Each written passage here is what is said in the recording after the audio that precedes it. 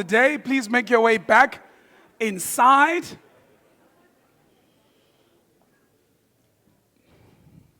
Thank you very much, ladies and gentlemen. I hope you enjoyed the lunch as much as I did. It was nice to see familiar faces and reconnect. We're going to move on now to the final panel of the day, actually. And this one touches on a very, very important topic of gender. All right? We're talking about women empowerment.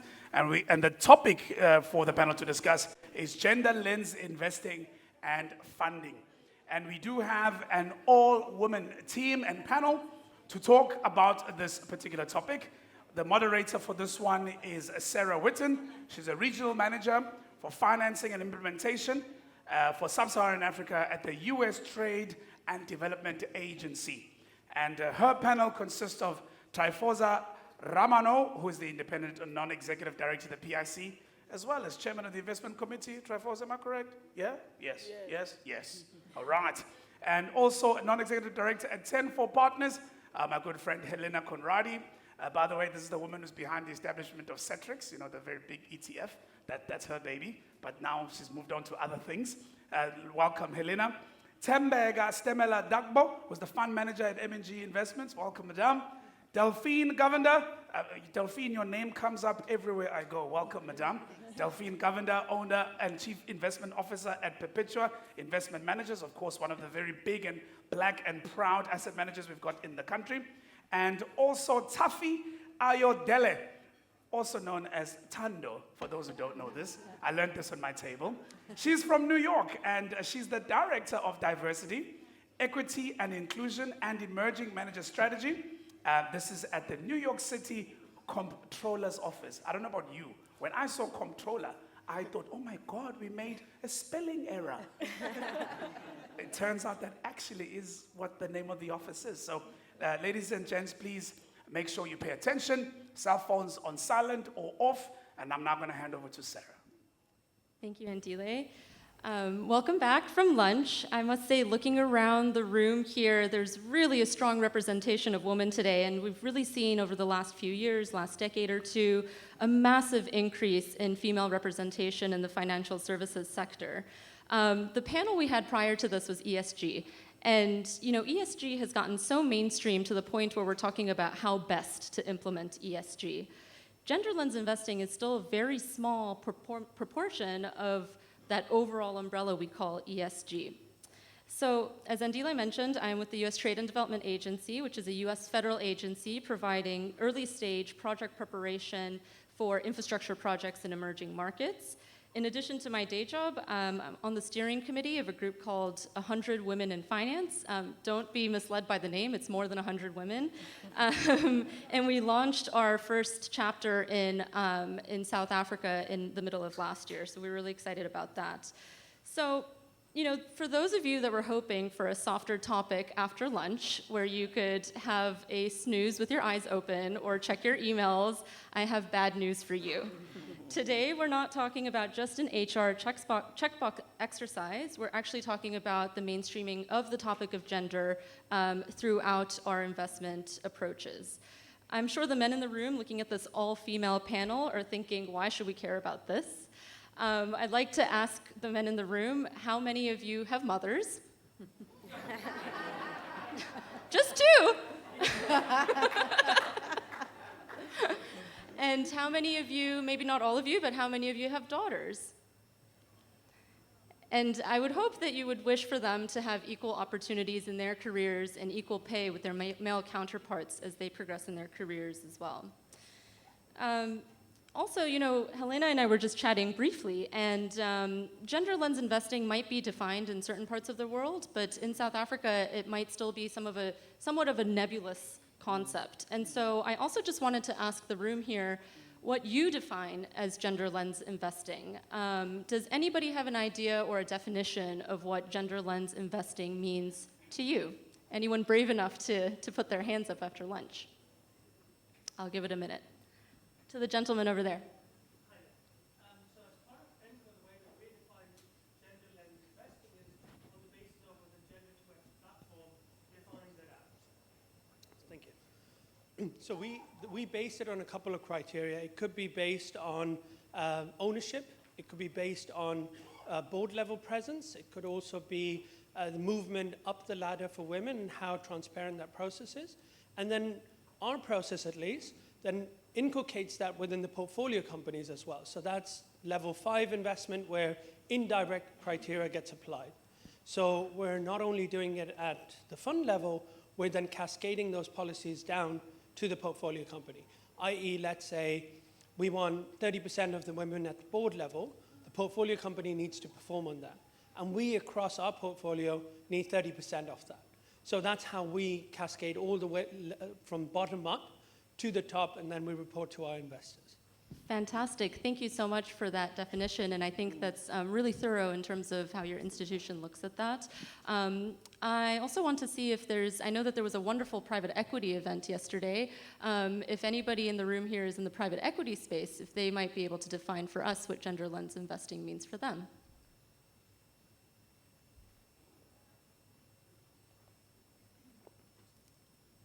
I'll take that as a no. Oh, there we go.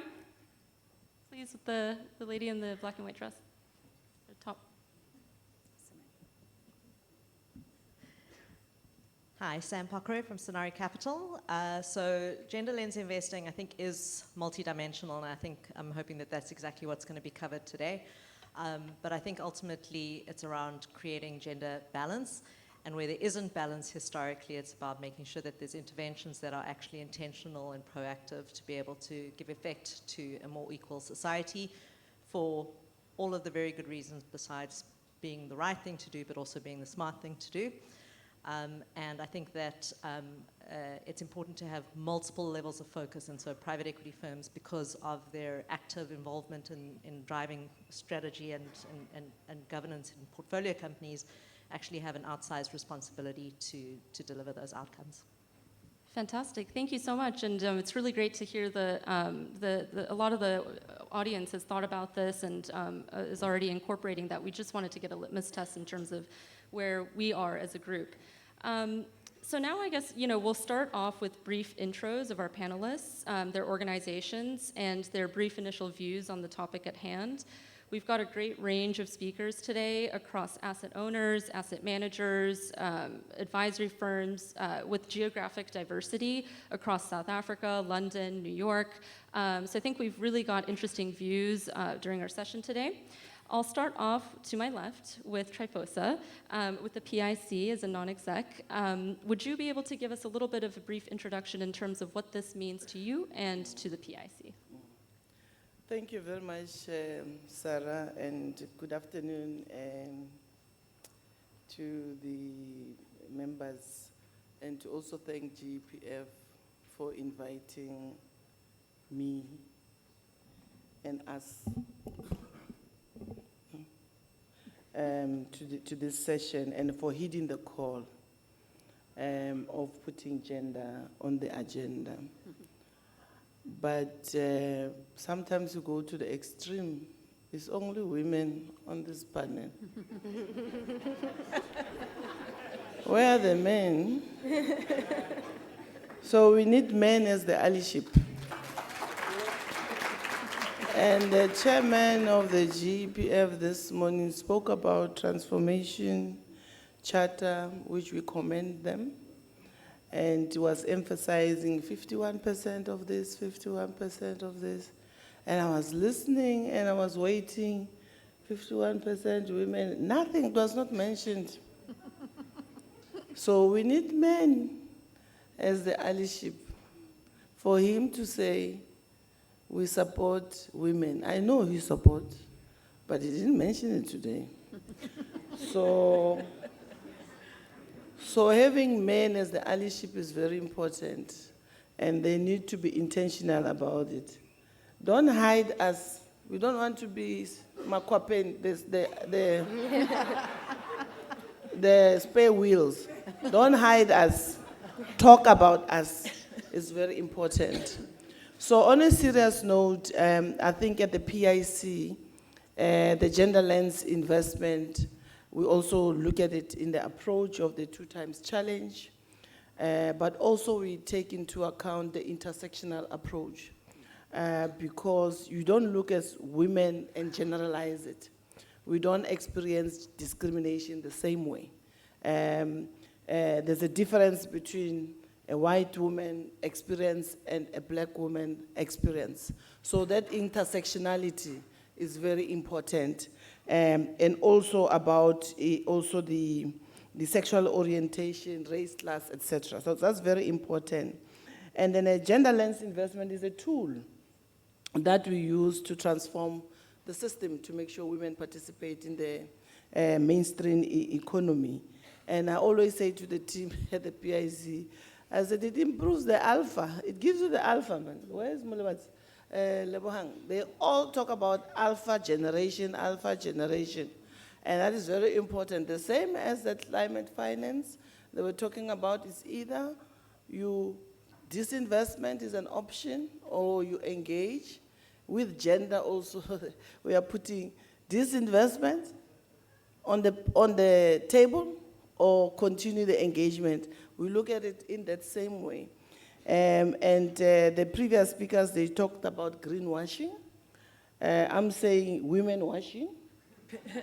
We don't want washing of women because it's very important. So in terms of how we look at it internally. So I don't want to take much time because I still have more to say, but the most important thing, we looked at it from an intersectional point of view, and we are very intentional about it.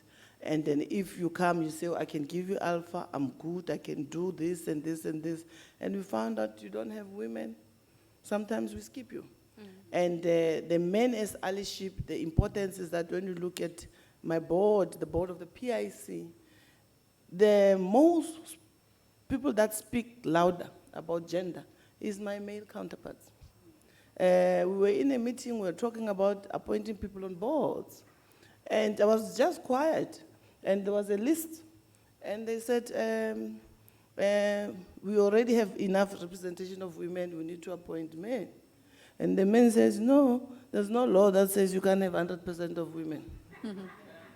Which is an intentionality. So when you have men as your allyship, it makes it the conversations to be easier. And that is how we look at it at the PIC. Thank you. Thank you so much, Trifosa. And also have to thank you for putting this topic on the agenda at the conference. I know that was certainly your brainchild. Speaking on the intersectionality piece, it's a really interesting point that you raise, considering things like the climate sector is traditionally very much underrepresented when it comes to gender. So I think that's also important. And then gender as sort of the gateway into other types of inclusion, whether it's disability or LGBTQ or otherwise. I'll turn now to Helena, prior CEO at Satrix, currently partner at 10-4 Partners, and also a non-exec at Straight. What does this mean to you, to your organization, and how can we push the envelope? So 10-4 is only a year old, so I'll speak a little bit about 10-4, and then I'll also just mention what we did at Satrix when I was still there. 10-4 is actually, the name is, apart from 10-4 buddies, I received the message. It also is 10 is for SDG 10, reduced inequalities. And then 4 is collaboration, and that's the inner development goals, and we'll get to that later on. So it's a combination of reduced inequalities, but do it through collaboration. And you could just hear today when people speak how much that is needed. So for us, it's very important to drive that, and I actually left Satrix because it was for me so important to do it at a level where it's bigger than just one business, and I can actually contribute on an industry level. So that's how passionate I feel about it. And when I say about it, it is not only gender, it is inequality. We've got the worst Gini coefficient in the world, so I think we have lots to do, and we all need to work on that together. It is product, but it's much more than that as well, and I think that's what we're going to talk about today. At Satrix, we did launch a ETF, a diversity and inclusion ETF, but the two of us were just chatting. It's a different way of telling a story. It's a very authentic very deep, coming from very deep when you need to almost tell people why you launch something like that. It's not like you can sell it the same way as you sell a MSCI World Index. And I think that's what I hope we can get to today, is that it's deeper than product, it's deeper than numbers. It's something that we as a country as well need, and I loved already the sort of the balance. I think we'll all get there because there's enough men in this room, but yeah, that's the sort of the balance. I can't see it without the balance. How many of you know the Cobra effect? Okay, I'll leave that till right to the end. No, you've intrigued us. You're going to have to tell us now. So the Cobra, it's second order thinking. So first order, it's a mental model. So first order thinking is very much when you do something, you can predict what's going to happen. Second order thinking is it's almost the consequence of a consequence. Now, the Cobra effect is in the 1900s when the colonials were still ruling India. There was a big problem with cobras. And the government actually said, okay, we'll pay you if you kill the snakes. So what happened? People started breeding snakes. Mm-hmm.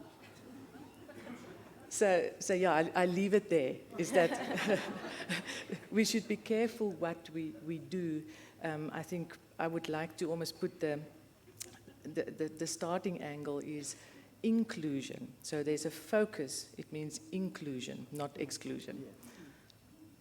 Thank you so much, and I think that's definitely a lot of food for thought in terms of, well, I think we all learned something about the Cobra effect, so thank you.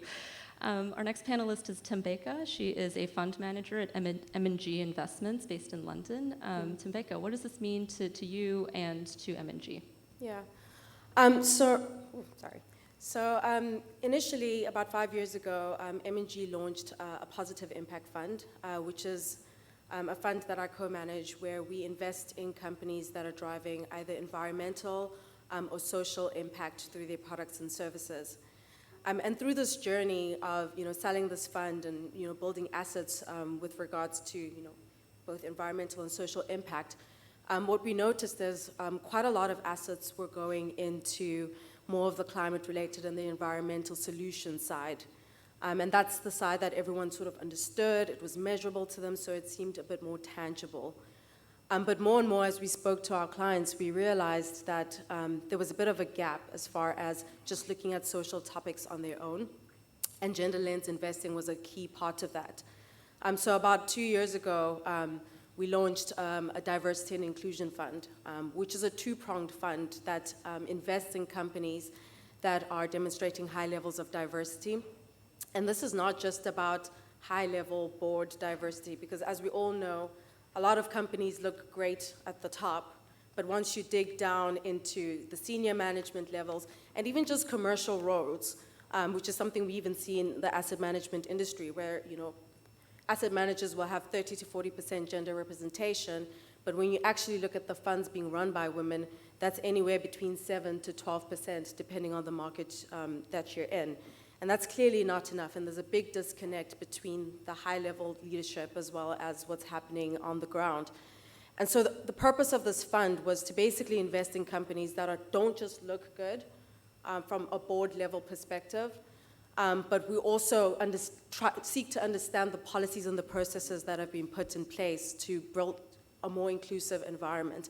And by that, we're also able to screen in other levels of diversity outside of gender, such as ethnic minority diversity, LGBTQ+, people with disabilities, etc. And then a big part as well of how we think about diversity and inclusion is that social impact element. It's also important to invest in companies that are generating products and services that can help empower the economies and the societies in which they operate. So that's another part of the strategy at M&G, where we just seek to basically marry together the idea of social impact as well as diversity and inclusion. Because if companies are creating solutions that are driving social equality, that should lead to greater levels of diversity, inclusion over time. Gender diversity over time and other forms of inclusion.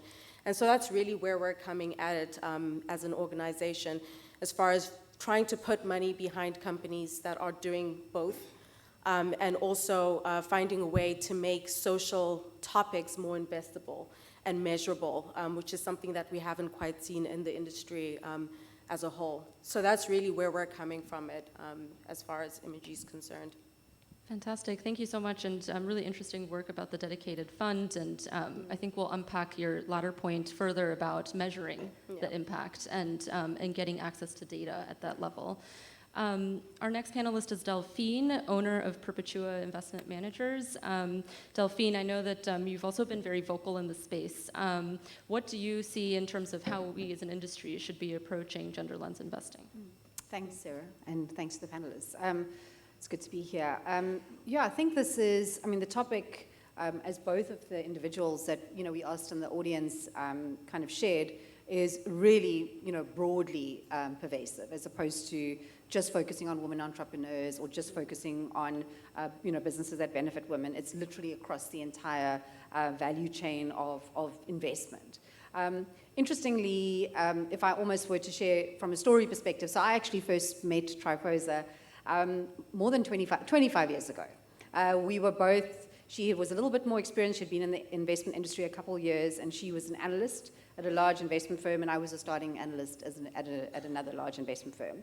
And there was nothing about the 20-year-old Triposas, we were in our 20s, and Delphine, that was not about the fact that as building our career in investments was all about an unashamed pursuit of meritocracy. We knew that it was about self-mastery, that this is a performance game, that this is playing at operating at the best of your game, and this is what we were heading for.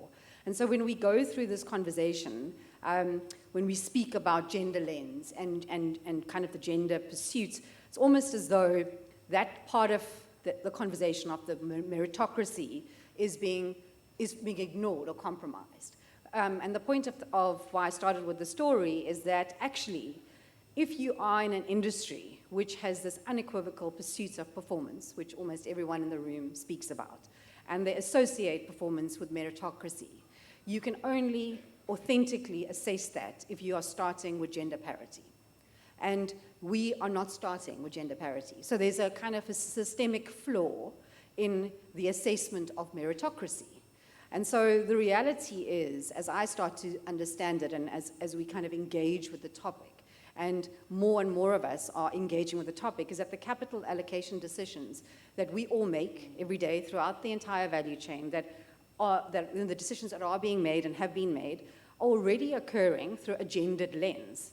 And it's just so happened that the gendered lens has been very niched and nuanced to one gender.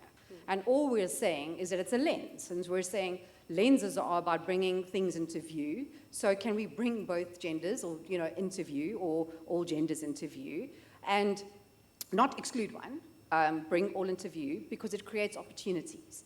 And so I guess a big part of the contribution that I think many of us, because we all wear many hats here, both in the businesses that we're in, or the boards that we sit on, or the organizations that we lead or run or participate in, is really about contributing in a way that is seeking to achieve the baseline of gender parity so that we can have a truly meaningful conversation about meritocracy. Because you simply, and that's why I'd like to dispel from the starting point that anyone asks us the question in the question time that says, oh, well, actually returns matter, it's all about performance. Of course they do, but you're not getting the best returns if you're not starting with the most equal starting point. You're just getting the returns that you're getting. And so there are lots of biases that are inherent in the fact that the current capital allocation decision, which is already gendered, it's just gendered to one direction. But yeah, I'll continue to unpack some of this as we continue.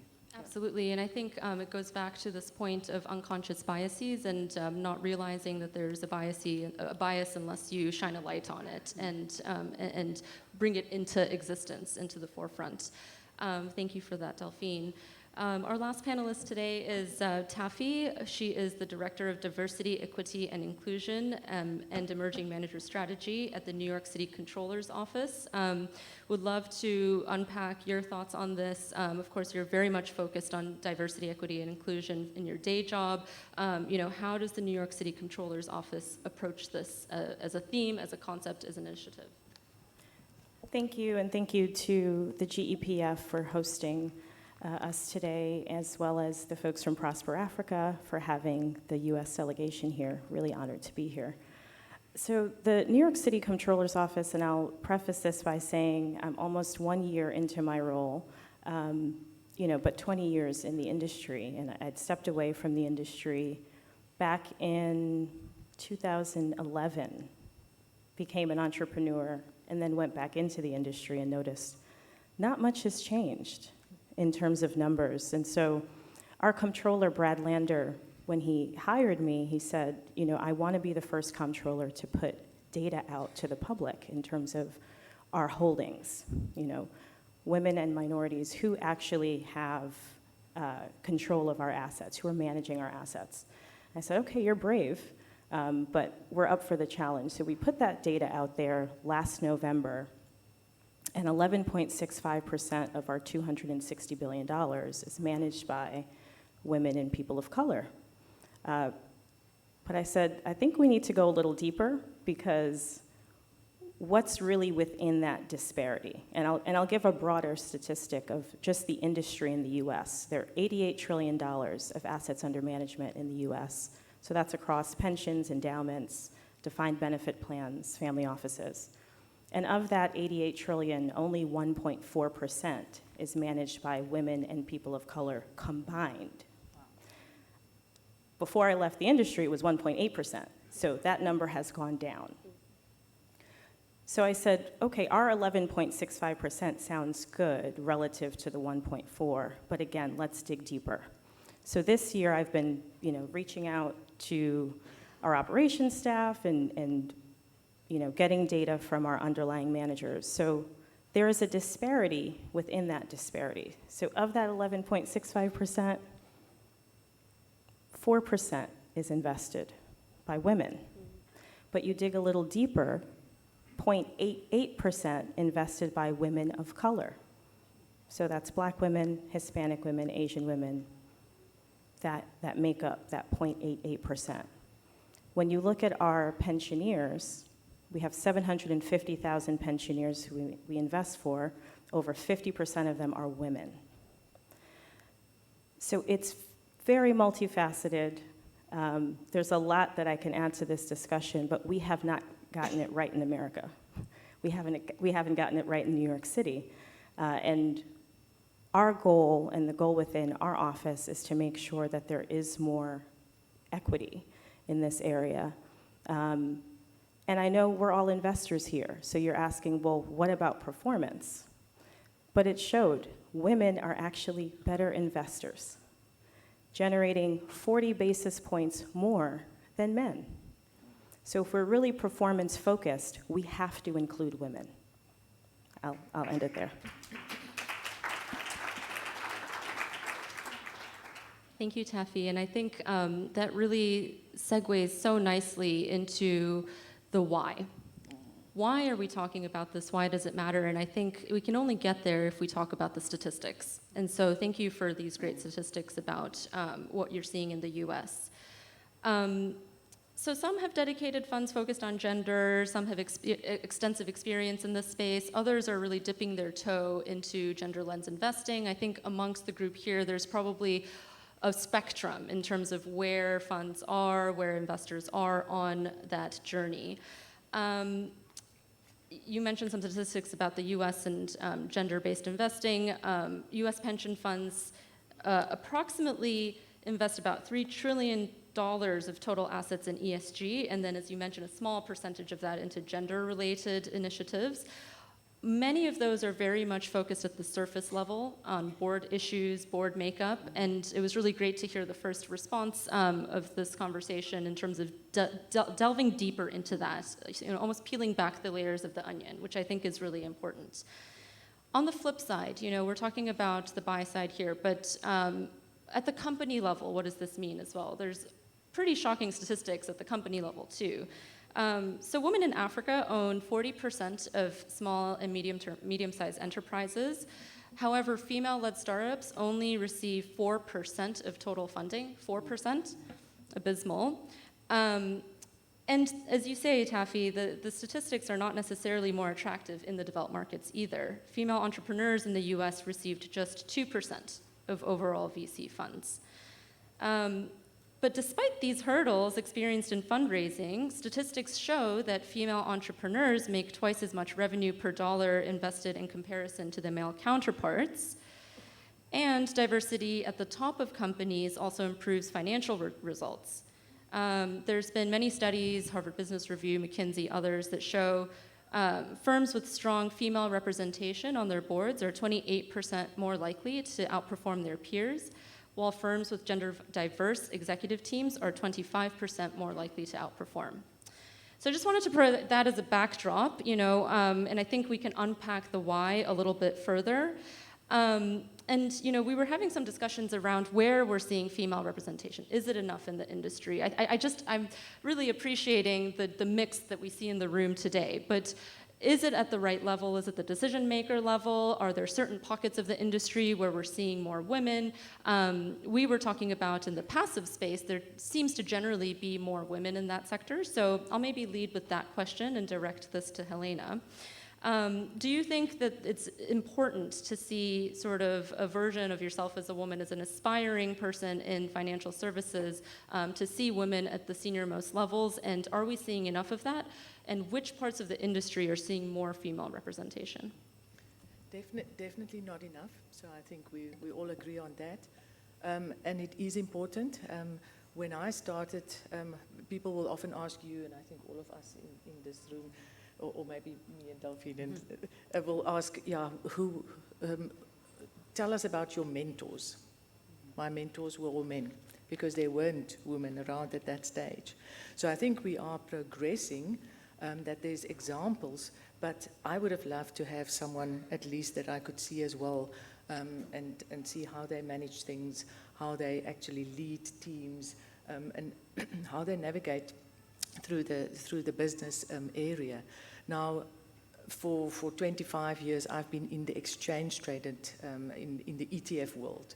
And it's very interesting. So the definition, if you think of the definition of woman, sort of gender lens investing, I like the investing in women, for women, and by women.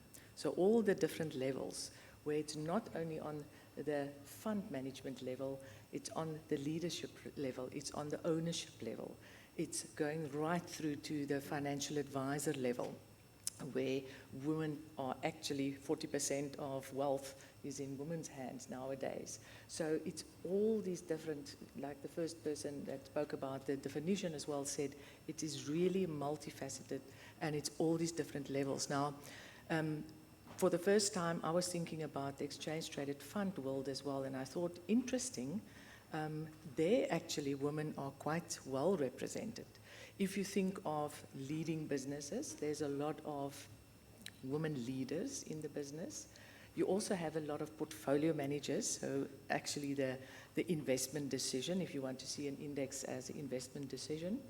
And then also your customers. There's also a lot of women buying ETFs, because there are costs where they are, or let me not make an assumption. So I then ask myself a question, why? Because it's quite interesting that in exchange-traded world, we are quite well represented. So you can be cynical and say it is the back door to asset management, because it is it's the less sexy part of your investment and asset management part. But I think there's a positive spin as well to it. It is a way of running a purpose for financial inclusion as well. So there's a lot of factors that play a role there. It's in a way, it's a safer space for women to enter the industry, because it's rules-based. So I think a lot of, I entered the space because I had a quant background, And for that reason, you run index funds and there's rules. So it was a safe space to enter the industry. And then it also makes so much sense. So thank goodness after 20 years, I think most people also agree that it makes sense to add passive to your portfolio. But for that reason, you could have a longer term vision and not only see this as an instrument, but also what is the purpose of this instrument.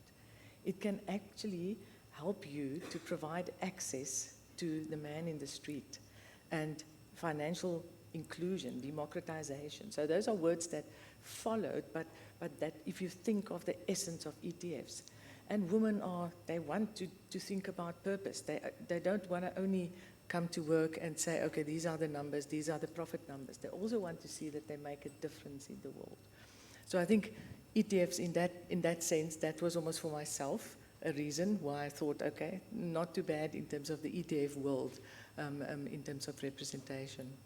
Thank you so much for the perspective from the ETF space. I'll also direct the similar question to Trifosa on the asset owner side. Are you seeing that level of representation at the PIC? And I understand that there's some great initiatives underway at the PIC that maybe you can touch upon as well. Would greatly appreciate your perspective from that side. Thank you, Sarah. I think maybe let me start about intentionality. When you give women money, they spend it very wisely. The children, they eat, the house is warm, and families are secure and living better, all right? That's just from an analogy point of view. In South Africa, when we were hit by COVID, we set up, the government set up Solidarity Fund to deal with COVID. The biggest single donation we received in the Solidarity Fund of 1 billion rand was from Mary Oppenheimer and daughters.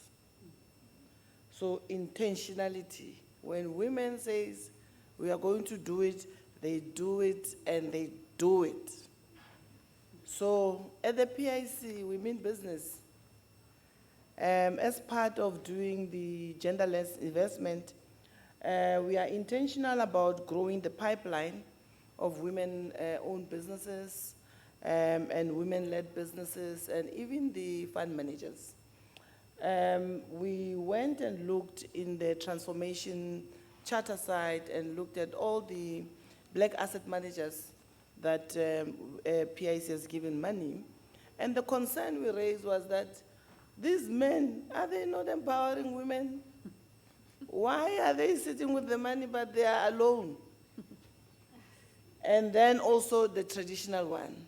So with that, then we took a decision. We are going to have a women-owned fund. It was announced, Kabel, I don't know how much is it, but it's billions.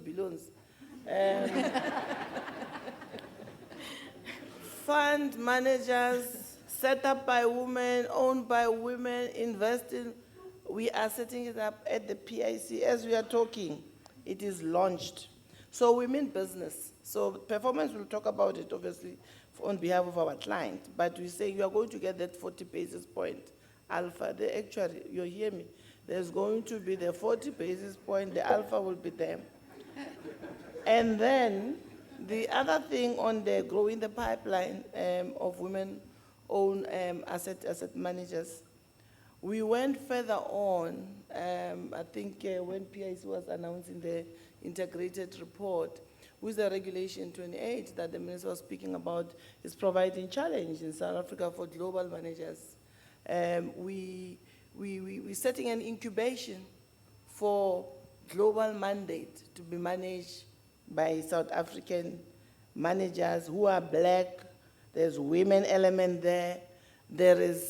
So we are intentional about it. So we go further on in that so that we can build that skill and capacity to be able to manage the global money. And then also we do it through driving women inclusion in the existing companies, as I spoke about. The entire JSE is owned by the PIC, has 20% plus in all the companies on the JSE. And we are intentional about it.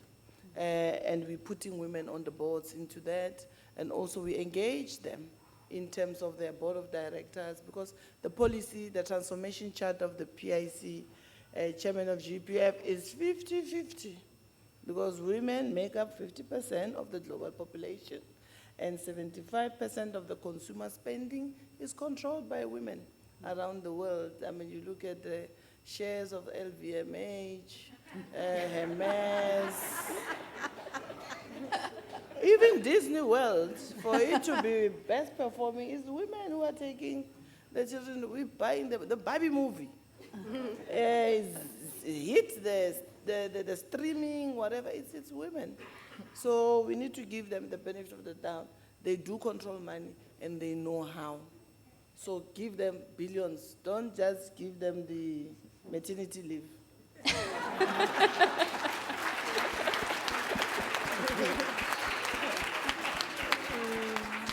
And I think that 50-50 target is fantastic, and I love to hear that there's billions and billions being put towards this female fund. That's really fantastic. And you're right. I saw a lot of guilty smirks around the room amongst women that were purchasing LVMH and Disney. So certainly, food for thought in that perspective. I'd also like to sort of get Delphine's perspective on this, and maybe you can also weave in, if you're open to it, your personal experience going through a fundraising journey, setting up your own business. I think we can all benefit from your experience, and I'm sure there's lots of lessons to be learned there. Thanks. I think that, it's interesting, all of us sitting on this panel could probably have sat on any of the panels today, but we're meaning that kind of we're wearing this hat about the fact that what you tend to find is that when you do invest in women, they feel a very strong kind of intrinsic motivation for the fact that they also have to have a contribution and impact, and that they don't actually want to be the only women that are benefiting from a system. I think when Trifos articulated kind of the work that is happening at the PIC, it really speaks about that in volumes. So the first thing is that when I was listening to Taffy's stats, the South African industry is not good either. I mean, the same as has been spoken about from the UK. Last week there was this annual B Economic survey that was released, and interestingly, that survey is a survey of already diverse firms. So it's firms that already meet a criteria of black ownership, diversity, etc. And what was curious is that there's more than half our industry, and that accounted for about 2.2 trillion in AUM across a range of firms that met the criteria of the survey. There were 270 odd fund managers in that survey, and of them, 56 were women. And in fact, these are already diverse firms, and there were more white men that were portfolio managers of the 276 than there are women, all women. So I think that already showed that, so we have these are the already transformed firms that still have a massive underrepresentation, and yet more than 50% of the staff in those firms are women. So you kind of 51% total staff, but huge underrepresentation at the CEO level, the CIO level, and the portfolio manager level, which is exactly the point that we're speaking about. And that representation point that I think Helena speaks about is critical, which is unless those numbers shift, you're unlikely to get the pipeline of young women coming through because they're unable to develop a professional imagination. They're unable to actually see themselves, in the positions because there aren't women in the positions. And so this becomes, a much bigger conversation than just, are we women washing, etc.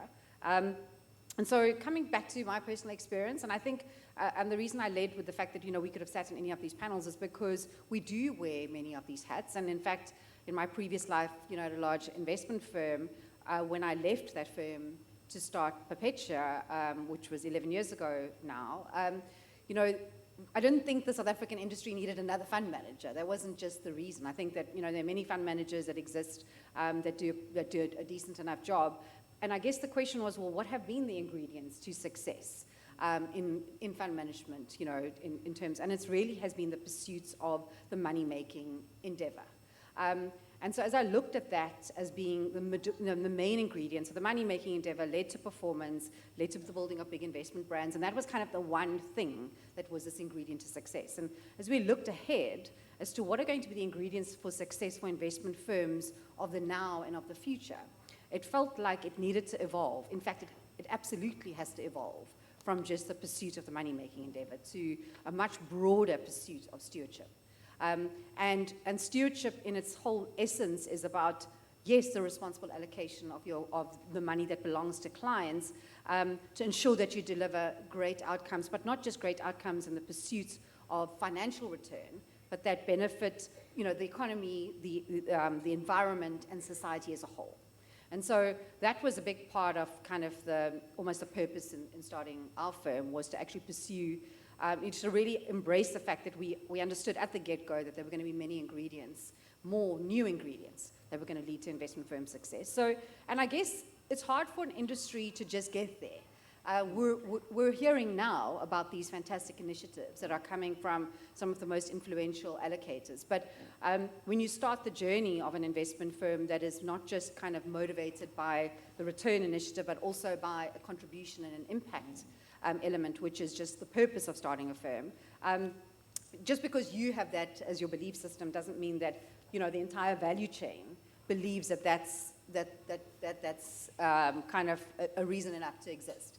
So I think what's hard often is that because women-led firms and women-led funds are typically in the minority, what is hard for a lot of allocators is that they tend to attribute anything. It's a bit like being on a board and you're the only woman. And if you have an opposing view to whatever's on the table, the rest of the table doesn't know whether to transmit that to your person or to your gender or what identifier about you. So similarly, I think because the women-led firms in the industry globally and locally are few, when if you're performing not well, or if staff leave you, or if you don't have a big bench, they tend to attribute it to your gender. They tend to attribute aspects that actually many male-led firms have the identical attributes, but they're not necessarily classified based on gender, that's the reason. And so I'd say that the challenges tend to be associated with a perception, it's 100% a perception because it's not true, that women-led funds and firms need a lot more support and they are more risky for some reason. I'm not sure how risk is defined in the eye of the assessor, because it's 100% not true. And that's why my starting point today was all about the pursuit of meritocracy and the pursuit of an agenda that is about safely taking care of clients' money and safely being stewards, which is exactly, I think, the endeavor we're pursuing now. What's great to see, though, is that if we go back to 25 years ago when I started as an analyst to where I am today, is that there's definitely been change. The change is slow, but this room would have looked completely different 25 years ago. We probably wouldn't have been able to put the panel together. The topic would definitely not even been on the agenda, probably not even 10 years ago. So I'd say there's huge progress. I think it's very encouraging to see that, exactly to Trifosa's point, that there are many more men that have taken this on as being as much part of the kind of change they wish to see, as opposed to just women sitting here. As much as we feel much more strongly of being kind of part of that impact, because as Trifosa said, when you allocate money to women, when you back women-led firms, when you back women-led funds, they tend to take that not just with responsibility, but also with intrinsic obligation. And they do something different with it. And so many of us sitting here on this platform and in the room that are, investment professionals on a day-to-day basis, we're also doing a whole lot more for the industry, which is typically trying to get to the parity that we want to see, the equality that we believe needs to happen, whether it's from any of the demographic lenses. So I'd say the journey has been one that was started by something that was obviously very purpose-driven. And as kind of we sit here today, I think that's the one thing that if you want to attract more women into this industry, the pursuit of what we call purposeful capitalism is going to be the kind of hook that's going to get women to really see that this is an industry where they belong, as opposed to one that's just purely in the pursuit of kind of blind money-making. I think it was Tim Baker that said, no, it was Helena. We're leaving alpha on the table. It was Trifosa. We're actually leaving alpha on the table by excluding or not being welcoming to a whole cohort of investors. Absolutely. Thanks, Delphine. Sorry, but can I add to that, actually? You absolutely, know, Tambeka. when she's talking about initiatives, you're right, a lot of companies have improved initiatives. And when we are investing in, global companies that are listed, they'll map out all the initiatives that they've generated in order to attract more women. But what we found is that a lot of the times when they use initiative, that's almost too short term. It almost becomes charity in how they think about it. And the issue with that is when there are financial stresses, when things aren't going the right way, those are the first things that go. And so it's important, as Delphine was saying, that gender lens investing is less about just initiatives or fluffy, hey, we're doing this project to attract women, we're going there. It actually has to be part of the business model. And that's something we're not seeing enough of, where people are integrating how would including more of the population, i.e. women, actually drive greater performance and returns for companies, because there's clear evidence that's what it leads to. So yeah, I think for me, I would just be very cautious about how we think about improving initiatives. What does that actually mean? Sure, thanks for that. And I also want to maybe pause here just to say we are welcoming questions from the floor as well, and I'm sure there's a lot of things to think about in these responses. As I sort of just allow for you to think of a question or two, we were talking about underrepresentation. At least we've seen growth, of course, quite exponentially in the last few years. But I was thinking back to the chairman of the GEPF's earlier comments, where he was in a meeting room with a John from the US, a John from the UK, and a John from the EU. And I don't know if I'm getting the statistic right, but I've actually heard that there's more Johns that are investors than there are women investors or something. It's actually Dave. Oh, is it Dave? Dave. More Daves. Thank you for the correction. And so I think that's just very demonstrative of what we're seeing. So I think, to Tambeka and Delphine, your point of tracking sort of the data. You don't know what behavior to change if the data is not there and if it's not being intentionally monitored. And I, again, welcome the audience to please ask challenging questions. If you don't ask them, I'll ask them. I see a hand over there. Maybe we'll pause there and ask the gentleman to come in with his question.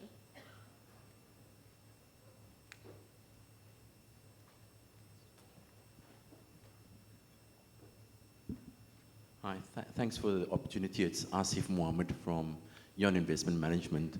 The reason why I mentioned my name, I first need to thank Trifosa for, firstly I need to say hopefully the contribution will increase the gender diversity from the panel here in a small way. That's the one thing, because you said we need to include males. And also thank you for 10 years ago asking me to serve on the Financial Sector Transformation Council on behalf of APSIP. And that was also a big way to try and include gender diversity. So then the other point I want to make is Delphine said, we've got to start off on an equal footing, and I fully agree with that. And we know we don't all start on an equal footing because of our history, apartheid history, and also our gender history that we come from. But what I do see is that you're looking at the asset management industry, and I want to take it to the recent Companies Amendment Act, and I'm not sure if everybody's familiar. Specifically, we've pushed for a long time for pay ratio disclosure, the history of it, 5-year history, gender pay gap disclosure, and it's unfortunate now that the bill before Parliament has excluded gender pay gap disclosure. And we find it disconcerting because we wrote many times to DTIC via APSIP, via ourselves, and it's just been excluded. And there's been a submission that closed on Tuesday, the 3rd of October, the lack of the gender pay gap disclosure. But what I find really disheartening is that people who've been advantaged before because of apartheid or whatever, and the click is that they're saying we don't need gender pay gap disclosure. We don't need pay ratio disclosure. And this is the industry, that the asset management industry, and it might be a minority, but it's an influential minority that's coming through. And what I'm appealing to everybody here is, why we should be increasing our voice, irrespective of who we are, whether male, gender, male or female, whatever the case is. And that's my comments I want to make to the panel. But I would like one or two responses. If, why aren't people shouting and screaming and going to Parliament and say, look here, you need to include gender pay gap disclosure? Thank you so much for that comment. I mean, that's exactly the type of hard-hitting comment and question that we really wanted to get to the meat of. So I'm thinking that... Larry, did you want to add? Okay. I just wanted to ask Taffy if she would outline, to let you know how difficult it is in America right now, how we're actually going backwards from where you guys are, and just sort of outline that and, give them a taste of what it's like for her and women in America. Thank you so much. And I think that's a great juxtaposition in terms of the first question and what we're seeing in South Africa versus some of the challenges in the US. If I may ask, Trifosa, would you be open to responding to the initial question we received from the gentleman? Asif, thank you. My days of marching are over. So I use my influence in different ways. But there's a lot of young people in my other life. We did submit our inputs in there. So you just have to engage. You just have to engage in a different way to make sure it's there. Maybe it will be there. I think from a global perspective, actually, you have around 80% of companies not reporting the gender pay gap, and a vast majority of the ones that do are actually from the UK, and that is because they mandated that in 2018. So there's clearly a big impact from a policy perspective as to the type of disclosures that one could get. And then interestingly as well, of the companies that do report, the very few that do report a gender pay gap, only 1% have reported not having a pay gap. And so I think it's a really good tool to use for accountability, because as much as these companies might be more female, the reality is, are they paying females equitably? And that's something you can't get without that type of reporting. And another element is, what is causing the pay gap? 99% of the time, it's because while women might be in certain organizations, they're just not in the right roles. And when we talk about gender pay gap, everyone's just thinking about base salary, but that pay gap explodes when you also look at discretionary pay or bonuses. Why? Because that's commercial roles that women are not a part of. So you're right, I think from a policy perspective, it's the only way you can really get proper accountability around gender lens investing and supporting women within the workplace. Because it's very easy actually to create an organization that looks diverse, but what is the actual money saying?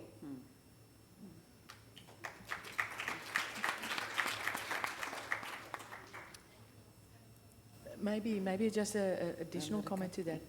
That's why I think I love the idea of the woman lens or the gender lens investing so much as well, because it provides you with a framework. As soon as you bring data into it, then we can all compare. And we almost take a little bit of the emotion out of it and say, here's the facts, because we are all factual. We want to see the facts. So I think that's a drive that on all the forums that we should think more of in terms of data gathering. And that's where this way of looking at the funds that you invest, the financial advisors, the direct investors, the institutional investors, all of that there must be a huge focus on data. Data is an asset for us as an industry. Sarah, Absolutely. to add is on to Helena and Tembeka's point is that while I agree that it's probably we're not going to get the disclosure unless it's mandated. There's nothing stopping, just for example, in this value chain, there's nothing stopping, an asset owner or a fund, requiring that disclosure and mandating for that disclosure to happen at an investment firm level for an argument. There's many other things that we're asked to disclose. And the reason I'm saying this is because as investment managers, we do spend a lot of our time, agitating, engaging for a whole bunch of things that we expect to happen in our target and investee companies without necessarily turning the mirror to ourselves and saying, well, how's that looking for us? And so while it would be ideal to wait for policy changes to happen that would affect all companies, there's nothing stopping this industry by having consequences. There's no consequences, as an example. Because I can assure you, to Meg's point, is that if we've got 51% of just the kind of diverse firms that have women, I'm almost 100% certain that that's not 51% of the REMBO, that's 2 women. And I think it's also, we were talking earlier about the importance of every step of the value chain. For example, the role that consultants play in terms of recommending investable opportunities. Are those being considered in that process as well? And I think that's also something that we need to take into consideration. I just want to go back to Larry's question, which was directed at Taffy in regards to some trends or, rulings, in fact, I think that we've seen recently in the United States that maybe you might be able to touch upon. I'm sorry to have to depress the room with this. It's Larry. Okay, so this was just, I believe, on Saturday, and I'm not sure how many people have followed this story of Fearless Fund, which is a venture capital fund based out of Georgia, primarily focused on investing in Black women-led funds. Part of their program awards grants to Black women fund managers as well, and to the gentleman's point who had the comment earlier, to help remedy some of the historic and systemic bias towards Black women. So there was a suit brought against Fearless Fund for these grants, saying that it was anti the Civil Rights Act because it was favoring one ethnic group over the other, and the ruling now states that Fearless Fund can no longer issue these grants because they have federal funds and they're favoring Black women. And so, again, if you go back to the statistics of what do the numbers look like in terms of actual representation, and I'll just use New York City as an example, which is probably better than most places, 0.44%. How a $20,000 grant could be, in any way biased is really setting us back. There have to be programs and measures to help remedy the historic bias, and now we're no longer able to do those things. I'll give you another example, a real-life example from our own portfolio. I'll omit names of companies because we're in an open forum, but we had one fund manager in our portfolio, a women-led strategy that was a separate spin-off of a larger white male-owned asset manager. And what they believed in was, the performance of this diverse woman was strong. It was a strategy that they didn't have. So, we'll let you be on top of our platform and go raise money. New York City invested in this strategy, and the woman went out and got commitments for almost $1 billion in 2 years, part of that through COVID. But part of the commitments that this manager was able to get were from some locations that said your ownership of the actual management company has to be at least 51%, similar to what the GEPF is mandating. But now, and I'll also say this, those commitments were coming from CIOs who were women, right? Wanting to see more representation, more ownership. When this woman now took that proposition back to the owners of the company, they thought that they were going to be able to commit, but they couldn't get there. They're like, we cannot, give you 51% of the management company, even though it was the management company of this one strategy, not the overall firm, just the strategy. So it goes to show there still is a lot of inherent bias. I would say these gentlemen were cutting off their nose to spite their face. You're going to make money from this strategy. But they said, no, thank you. We don't want to give you that ownership. So there's a lot of work that we still need to do. We're moving backwards. We now, the work that I do in the city as well, question mark around, can you have women and minority-owned business programs? even though within asset management there is, we're not giving, there's no difference in criteria, right? You have to show that you're alpha performing. You have to show, you have to go through all the hurdles in terms of due diligence. But this could now be a huge challenge to all of our programs across the country. And so I don't know how we fix that, hoping we can learn from what's going on here in South Africa as you all legislate and you all stand for equity. But it seems like we're moving backward, unfortunately. Thank you, and I think it's really important to see, the different geographies and how different markets are approaching this, and as you say, it's almost 2 steps forward, 1 step backward in many instances, and it's very unfortunate, but I think there's a lot of learnings that we can have amongst each other. You were talking about women CIOs investing in this particular instance, and I think a lot of the times, women are leveraging their female networks to find solutions to these types of problems.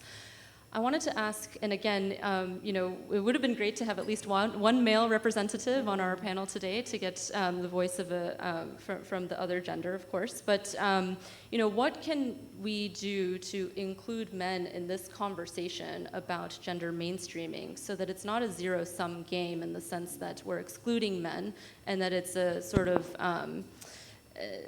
an opportunity for women to rise at the expense of men. I think that's the narrative we're trying to avoid here. I would welcome anyone from the panelists to comment on that. Sorry? The chairman of GEPF.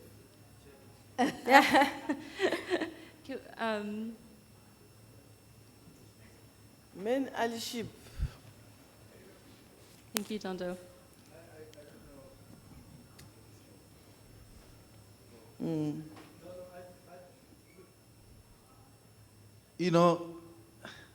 Maybe Trifosa, you have to hear this, that inherent in the transformation policy that we spoke about this morning is Women.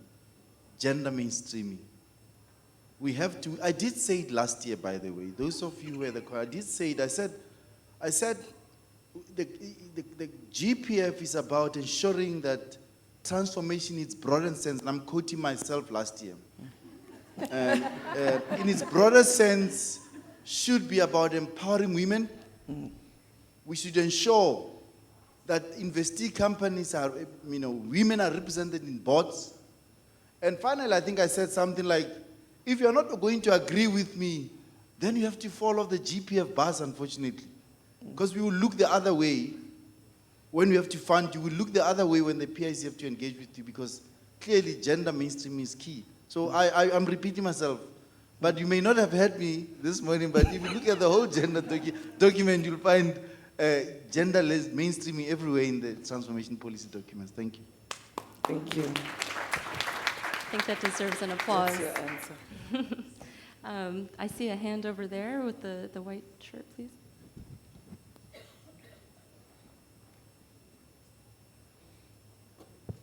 Thanks very much. Nicole Martins, Old Mutual Investment Group. I just had a thought on this, and I think one of the things that we know has helped a lot in terms of the issue of climate is to have a specific deadline and a specific target, right? To have an appropriately ambitious but still pragmatic target, and it's forced us to sort of reverse engineer a plan to meet that target. So what would be great is to see asset owners in this market, I mean globally, but let's start here, to say, if I wanted by 2040 to have an equal chance of having a man or a woman of any color manage my portfolio, what would we need to start doing now to get to that point? And it sort of starts with putting that in the mandate or these policies like from the GEPF to say, give me a date by which I can expect that equal opportunity. Because I think that's what's missing is we talk a lot about, we want to see 51% here, we want to see 51% here, and we have this sort of Cobra effect. Instead of saying we want that equal, that parity for the meritocracy that Delphine was talking about, what does the plan look like, investing from the bottom to grow that pipeline so that when it comes to putting together the board, we aren't all fighting over the same 3 black women to sit on all these boards. It's time now to have that plan. I think that's a great question, and I really love that you framed it in the context of climate finance as well. I mean, we've seen exponential growth in the climate finance space, and I think there's a lot of learnings from how we've seen capital shifted towards this as an asset class to what can be achieved under the gender space. I don't know if any of the panelists want to take this. Helen? I think Nicole has touched a very important point, and I want to add another lens, and that's a child lens. Because I think we are sitting with the consequence of long ago when you were in school, your brain were wired in a certain way. And I think we should actually start as far back as that. In terms of, if you just think of the sort of the mathematical science, your technology, your engineering, those kind of subjects. We had a working session at the university the other day, and people were asking, why don't we see women in these courses? But then one of the lecturers said, you can take it back to at 12 years old.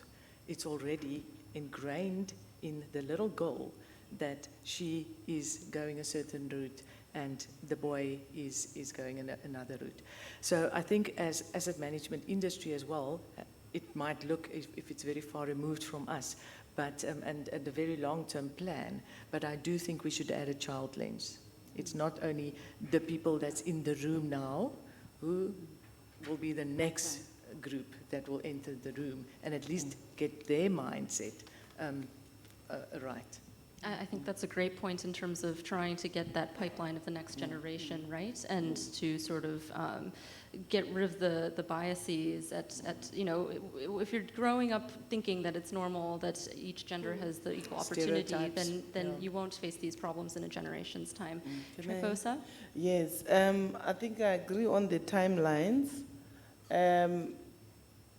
Personally, I'm a person of action, no rhetorics. I'm tired of talking.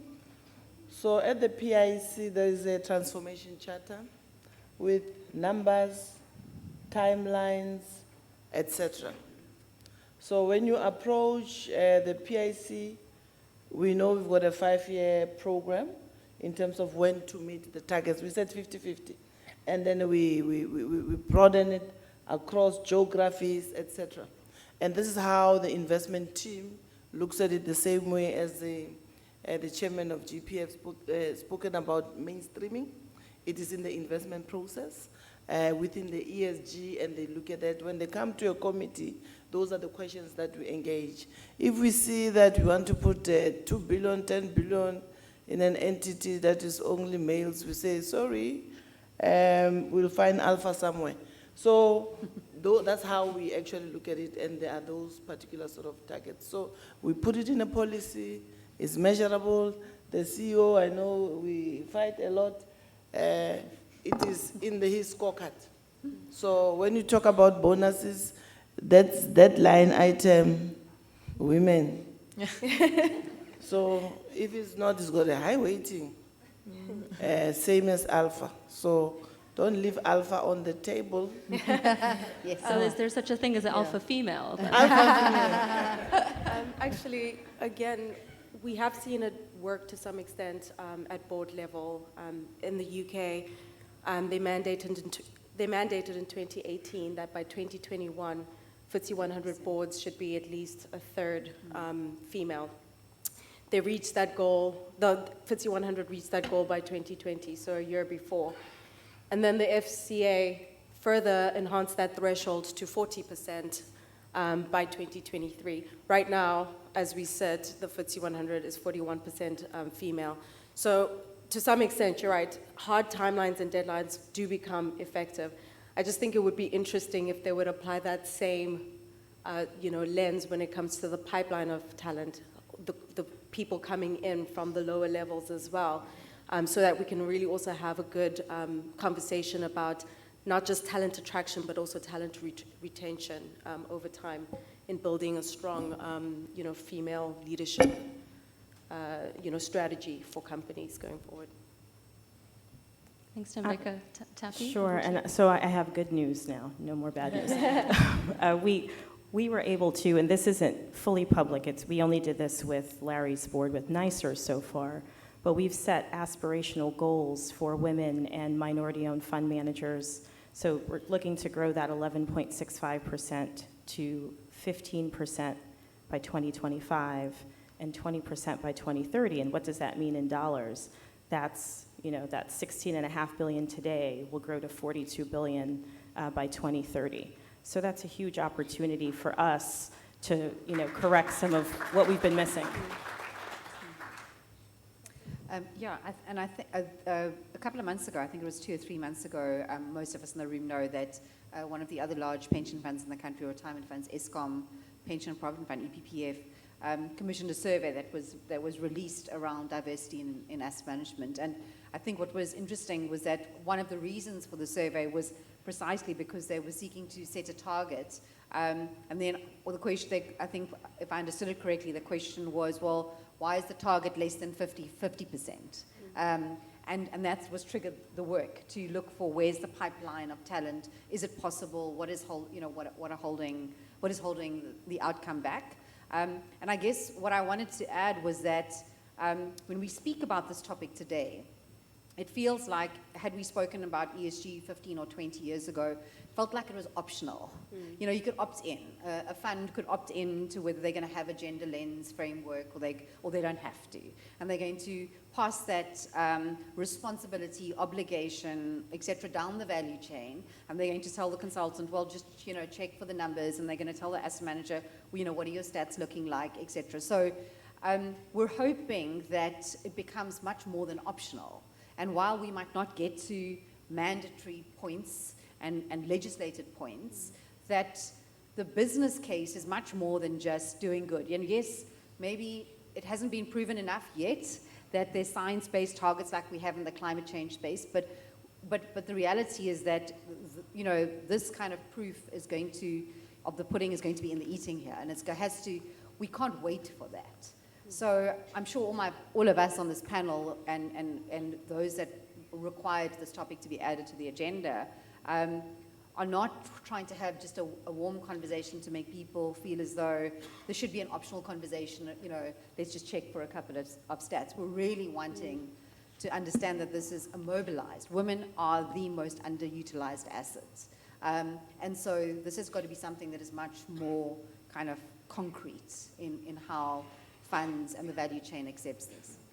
Great, and thank you so much. And I'm just keeping my eye on the time, and when the GEPF told us that our panel was going to be an hour and a half, I thought, how in the world are we going to fill an hour and a half? But then we had an all-female panel, so it was no problem. But on a more serious note, Delphine, as you mentioned, the inclusion of half the population is absolutely necessary, and we really need to shift the narrative away from this tokenism, this niche asset class, and really make it mainstream about returns, about meritocracy. And so I think we need to change the framing of this conversation in terms of whether it's your gender or your race or your sexual orientation or whatever, and really just level the playing field in terms of making it a meritocracy, and also making it, as someone mentioned to me yesterday, about cognitive diversity and diversity of thought rather than sort of the diversity on the surface. But on that note, I just want to thank the panelists for your expertise, and we'll wrap up the session. Thank you. Thank you for having us. Thank you.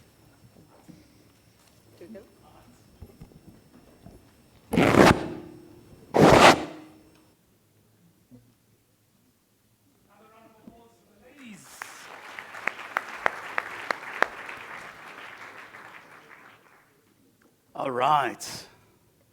That quite something. Hey.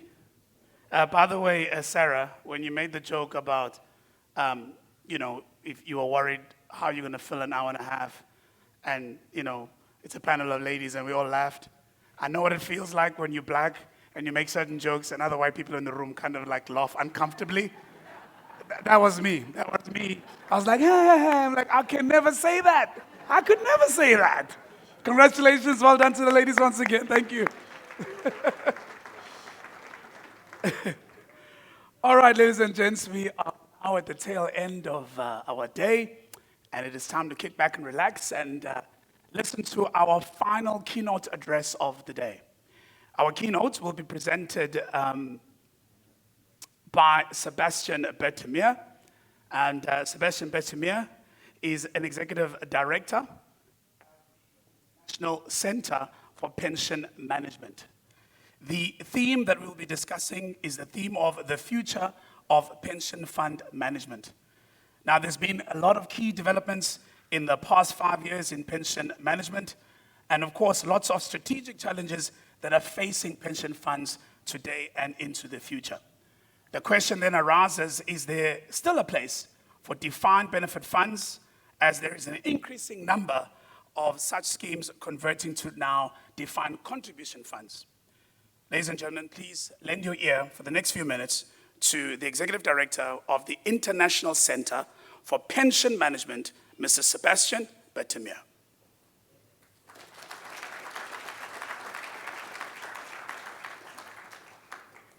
Keep it going. He's on his way. Keep it going. Here we go. Here we go.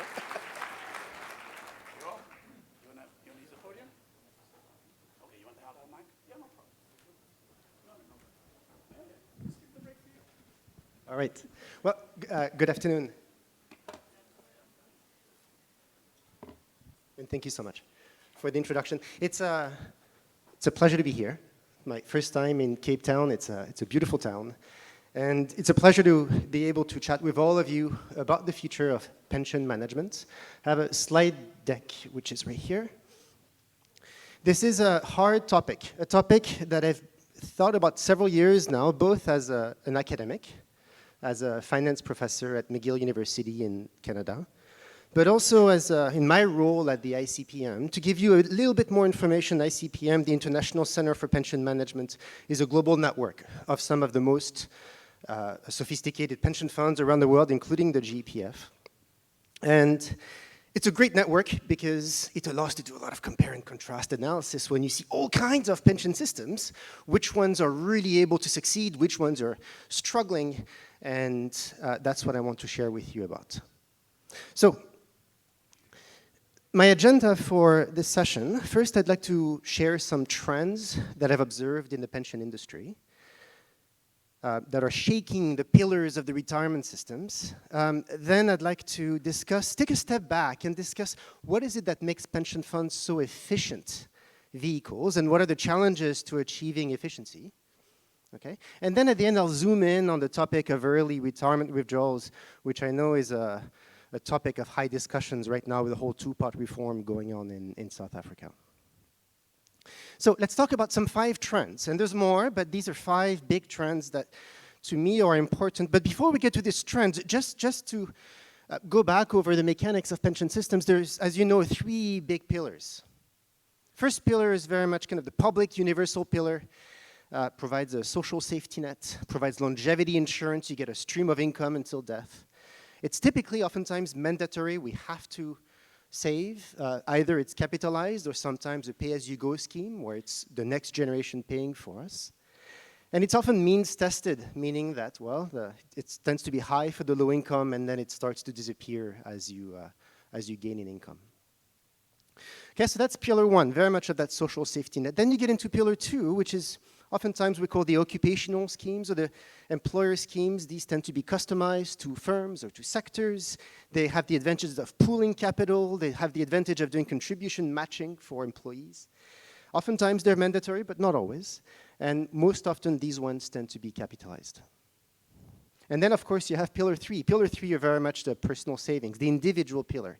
The idea here is that it gives you freedom to choose. We may not all want 100% annuity, right? We may want to save in different amounts.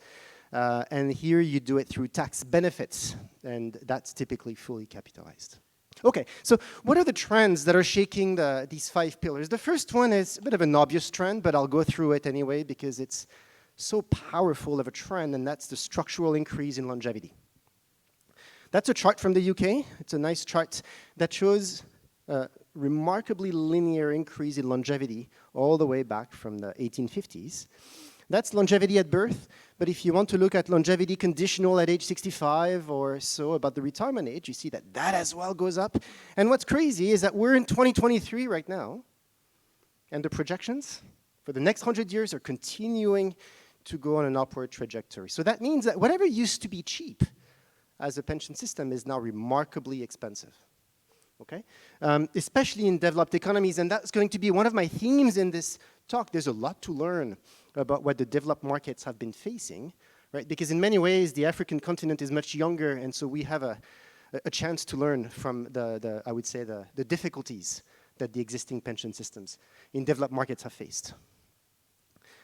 The second trend is a structural decrease in interest rates. This is a chart from Ken Rogoff at Harvard and co-authors showing a structural decrease in the real rate of interest, real as in adjusted for inflation, rate of interest all the way back since 1300. And that's important, right? Because, well, if the real interest rate goes down, well, we need more. It's harder to get the returns for a given pot of capital to meet those promised liabilities. So again, the high longevity means higher liabilities. The lower rate of interest means it's going to get harder to get there, given the returns available to us. So again, that's another challenge. The third trend that I see is that the pension structures that we have designed have not been equipped to deal with these trends. They're rigid, and so the problem is they accumulate stress. Think of the pay-as-you-go plans.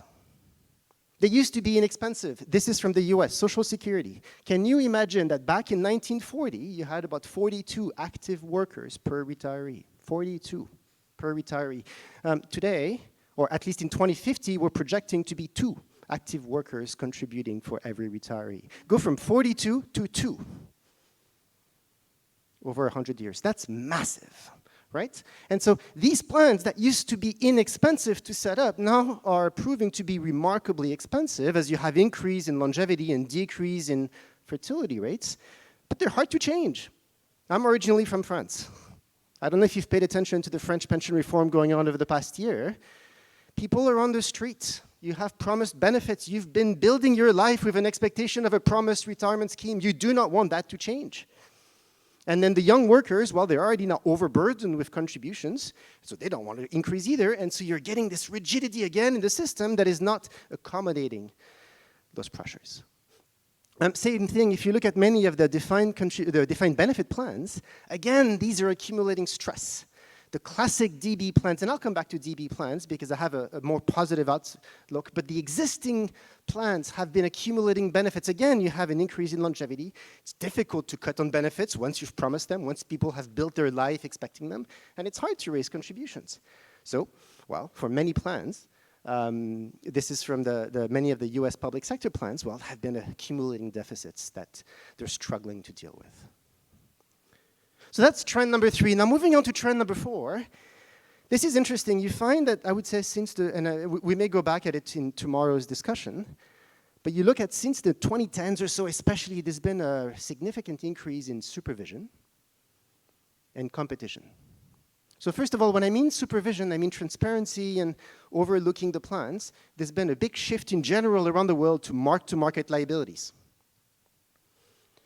Think of IFRS 13. For example, where we look at the liabilities of pension funds, right? I mean, these liabilities look like long-term bonds. Okay, well, let's value them like long-term bonds. But if we do, they're going to become very high when interest rates go down, and they're going to fluctuate a lot as interest rates fluctuate. So that, for asset managers doing asset liability management, is going to be tough. Then on top of that, we have some regulations like Solvency II in Europe, in the EU. Solvency II means that at any point in time, a plan must have a 100% funded status with those liabilities that are marked to market. Which means, as those liabilities fluctuate from one year to the next because interest rates change, well, you need to make sure that your assets are also picking that up, which means you oftentimes have to hedge those by buying into long-term bonds whose rates have gone down over time, and so, well, you have to really increase the contributions to get there, and that changes the way you do investments as a result. You're much more focused on matching the present value of those liabilities than thinking perhaps about long-term value creation. And then we also see some increased competition among plans. Just last year or 2 in Australia, you've had the whole year fund, year super regulation, which was meant to create more competition among the pension schemes and close the less performing ones. And what the regulation does is to have a benchmarking process every year. And if you underperform for several years in a row, you can no longer take new clients. Okay? But that means one of the difficulties, one of the unintended consequences of such a regulation is, well, good luck doing some tracking error because you want to do some active management, right? If for one or couple years you're getting into trouble with lower returns, you may have to stop taking contributions from new clients. That makes you think very much about what the benchmark is doing on a given year basis because you can no longer afford to underperform in a given year. So again, that is going to have a big impact on the way we make decisions as long-term pension funds because of that trend. And then finally, the last trend that I'd like to bring is, I found there's a reduced pooling of risk. When you think about a DB plan, the risk is pooled together. It's borne by the plan sponsor. I mean, as a retiree, you just receive a steady payment indefinitely. Right? It doesn't matter whether you're going to pass away at the age 65 or 125, you're going to receive that payment, right? You have had some longevity insurance built in. But again, as we've seen a lot of trends with defined benefits closing, especially in the Pillar 2 schemes, moving into defined contributions, while in the DB case, everything was pooled by the sponsor. In the defined contribution case, most of the time, no, there's been a risk transfer to the employees, to the members. And now they have a pool of capital. They have to work that pool throughout the retirement. And if they run out of it, well, too bad for them, right? So that means that part of the risk that used to be pooled is no longer there. And there's another indirect consequence of all that, which is that if those Pillar 2 investments fail and they underperform and those individuals are left out on the street, well, then Pillar 1 has to pick up the tab, right? So the pay-as-you-go component, as it is means-tested, may have to increase, right? So young taxpayers might have to pick up the tab. So in a way, the risk has been shifted in some shape or form to younger taxpayers. So you see, there's been, when we're looking at those 5 trends, some fairly big structural shifts to the pension systems, and all the trends are interrelated to one another. If I look at it, my narrative looks like that, and feel free to disagree, of course, but the high longevity and the low yields have added stress to a rigid system. Because of that, there's been a fear of failure of the system, which has led to an increased need for protection. As a result, you get greater supervision, you get greater transparency of pension plans. Because of that, reduced trust in the system that also leads individuals to require more liquid savings, to know that what if you accumulate it is years and you can withdraw it if you wish. And then in addition to all that, well, if it is more expensive for the plan providers to bear those risks, why should they? And so there's a transfer of risk over to the individuals. And so you see there's a lot of things going on at once when you take all the stakeholders in the system in response to these shifts as a function of that inherent rigidity in the system. So let's take a step back and let's think about where is it that pension fund add efficiencies? Where could we get the best possibly designed pension plans, and what are the issues? And those trends that we see right now, where do they push us in that spectrum of things? Okay? So when I think of pension plans, well-designed pension plans, I think of 6 channels through which they generate efficiencies. And they can be big, those efficiencies. The first 3 really have to do with getting the best possible disciplined behavior for individuals when they invest, when they save, and when they withdraw. So the first one is, when you have a good pension plan, it provides a good discipline to save from an early age. And we all know, we're all finance folks in the room, we all know how big that compound interest is when you start early and you do it every single year. Not just a couple of dollars on the side when you have it, just a regular disciplined savings. Well, they do that for you. That's 1. 2, they provide a disciplined way to invest the capital.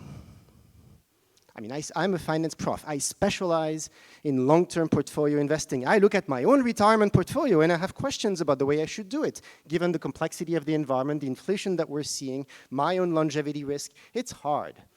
Can you imagine what it is for anyone else out there who doesn't have that training? Really hard. Well, when you have a well-designed pension plan, you have a professional asset management team that does all of that for you. Right? So that's big. That's another source of efficiency. The third source of efficiency is, well, gives me a much better way to withdraw capital too. If I'm in a pure DC fund and I'm left on my own with a pocket of money, I don't know how to withdraw that. In fact, if there's a lot of inflation, I may not even, first of all, I I may invest it in cash because I'm risk averse, which is the worst thing you can possibly do when you have an inflationary environment. And I may not even withdraw from it because I'm scared of outliving my wealth. So the result is I live poor and I die rich, which is not the way we've designed pension plans, right? So any pension plan that allows me to have a guided withdrawal stream of income that allows it to smooth my income comfortably over the end of our lives in a way that hedges those risks, that again is going to be a source of efficiency. So that's 3 sources of efficiencies already, but there's 3 more.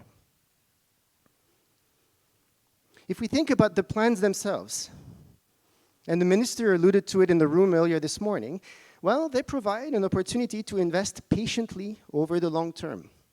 The greatest gains from value creation lie from the ability to be a long-term investor. They're huge. Why? Well, because if you look at pension plans, if I'm coming in as a 20-year-old kid and I start to invest in my pension plans, my retirement liabilities don't come for another 45 years, right? So I have a predictable set of very long-term liabilities, gives the plan a lot of bandwidth to make long-term investment decisions in illiquid projects perhaps, but that might have a lot of profitable cash flows down the road. That's a big source of efficiency. Another one is the fact that there's economies of scale that they can generate. As a small individual, I can't do much, but when I have a $100 billion plan, or even a $20 billion or a $5 billion plan, I can do so much. I can invest in a port, in an airport. I can invest in all kinds of natural resources and real estate and commodities, things that I would never even consider doing as an individual. So that, again, allows you to diversify the portfolio much further and align it to your liabilities, because oftentimes these far away asset classes oftentimes have properties that are good from an inflation perspective, but they're hard to reach if I'm an individual. And so, well, again, that's something that a good, well-designed pension plan helps me to achieve. That's another efficiency. And then the final one is an opportunities to pool and share risks. Again, I've been talking about the longevity risk. Not all of it I can pool. If there's a cancer solution that affects us all, well, that's tough luck for the pension fund that has a few more years to pay, but all the unsystematic longevity risk, which is the biggest source of it, by the way, all of that can be pooled if I have a wide enough pool of folks, and that's something that the pension funds can do. Likewise, the pension funds bring the employers, the employees, the government, so they provide an opportunity to share risks, right? The whole point of financial markets is to generate an efficient allocation of risk around different participants. You don't have to concentrate all the risk in one hand, the same way a DB would with the employer or a DC would with the individual, right? But if you're able to share the risks some ways across the participants, whenever you have a shock, it's much better to have many individuals bear a little bit of it and move on than one institution that just starts falling as a result of all that. So a simple example of that would be a conditional indexation, a fund that only provides inflation if it can afford to do so. If it can't, well, it won't. But if it can, well, sure it is. Then at that point, you can start to share risks with members. So 6 efficiencies, but the 6 efficiencies are hard to achieve. And that's where pension funds can fail. If you want to have that long-term patient capital, well, you need to be patient. You need to commit your capital, and you need to trust that your fund is going to remain there in 30 years when you need it. I mean, pension funds are like banks. The greatest asset they have is not the money they manage, but the trust that they've built. So you need to build that trust, and that's really hard. I mean, think about those questions. Is the fund going to do what it says it does? Is the fund going to be there in 30 years when I need it and I'm vulnerable because at the moment I'm retired and maybe ill, I'm not able to work anymore, so I don't have that pocket, that rainy day fund, or that ability to make up for it?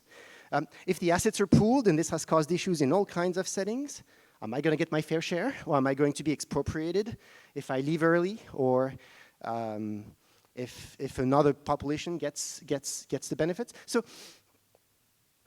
I need to trust that the system works, and trust is hard to maintain. I mean, I see salaries of pension fund managers, finance folks being high. Why should they be high? I see a fund that takes risk that loses 30% in 1 year. 30%? I mean, McGill is in Montreal. La Caisse des Dépôts lost, 25% back in 2008? The fund went from 180 billion to 120 billion in a year. That's 60 billion that it lost in 1 year. 60 billion to lose in 1 year, communicating that to their population, well, that's hard, right? Is the pension fund using my money to save climate? I mean, of course I want to save climate, but is it using my money to do so? Again, that's going to be a source of stress and trust. So these are just examples just from the press, and you've seen many others. Are Canada's largest pension plans putting your retirement at risk? UK funds are accused of greenwashing over billions. Funds invest in the most overpaid CEOs. California funds are not divesting, and so they're wrecking the planet and losing billions. I mean, these articles, ultimately, of course, everyone has a view and should express themselves, but are creating distrust in the system, which means that from a sustainability perspective, right, that ability to invest long term, that social license to operate may not last. And if you don't have trust, well, then those efficiencies, they disappear, right? Individuals, they start saving, investing, and withdrawing on their own. And of course, on average, they'll do the right decisions, but they'll make mistakes. All those behavioral biases, they come back. Individuals are going to demand transparency, to see the plans at all times, to be able to liquidate it at all times. Because they're small, individuals may pay high fees. You no longer have the scale, and because individuals are on their own, they no longer pool the risk. So you can see all these efficiencies one by one are melting away. Those efficiencies that made those pension plans potentially quite profitable to begin with. And, well, if you do that, well, then pension funds lose their ability to exist. They become like regular mutual funds, which are fine, of course, but there's no difference at that point between a pension fund and a mutual fund. They lose their ability to invest passionately over the long term. They're going to be subject to strict annual benchmarking evaluations. They might face the risk of sudden investor withdrawals. As a result, they're going to pay a ton of attention to what the neighbor fund is doing too, so they're going to have some herding behavior, which is creating procyclical dynamics, so that's never good either. They're going to hold excess cash accounts because you don't want to run out of cash in case you get a sudden investor withdrawal, so that's bad too, right? And they might only invest in liquid markets. Forget the liquid private asset classes where a lot of the value creation lie, because it's too risky if investors leave in the next year or two. And so, well, we've lost that ability to create efficiency. Okay? And I was speaking about the performance test in Australia. That's exactly what it does. Speaking to many of the managers in Australia, they're afraid of that test. They're afraid because they underperformed the benchmark for 2 years in a row. A benchmark not set by them, by the way.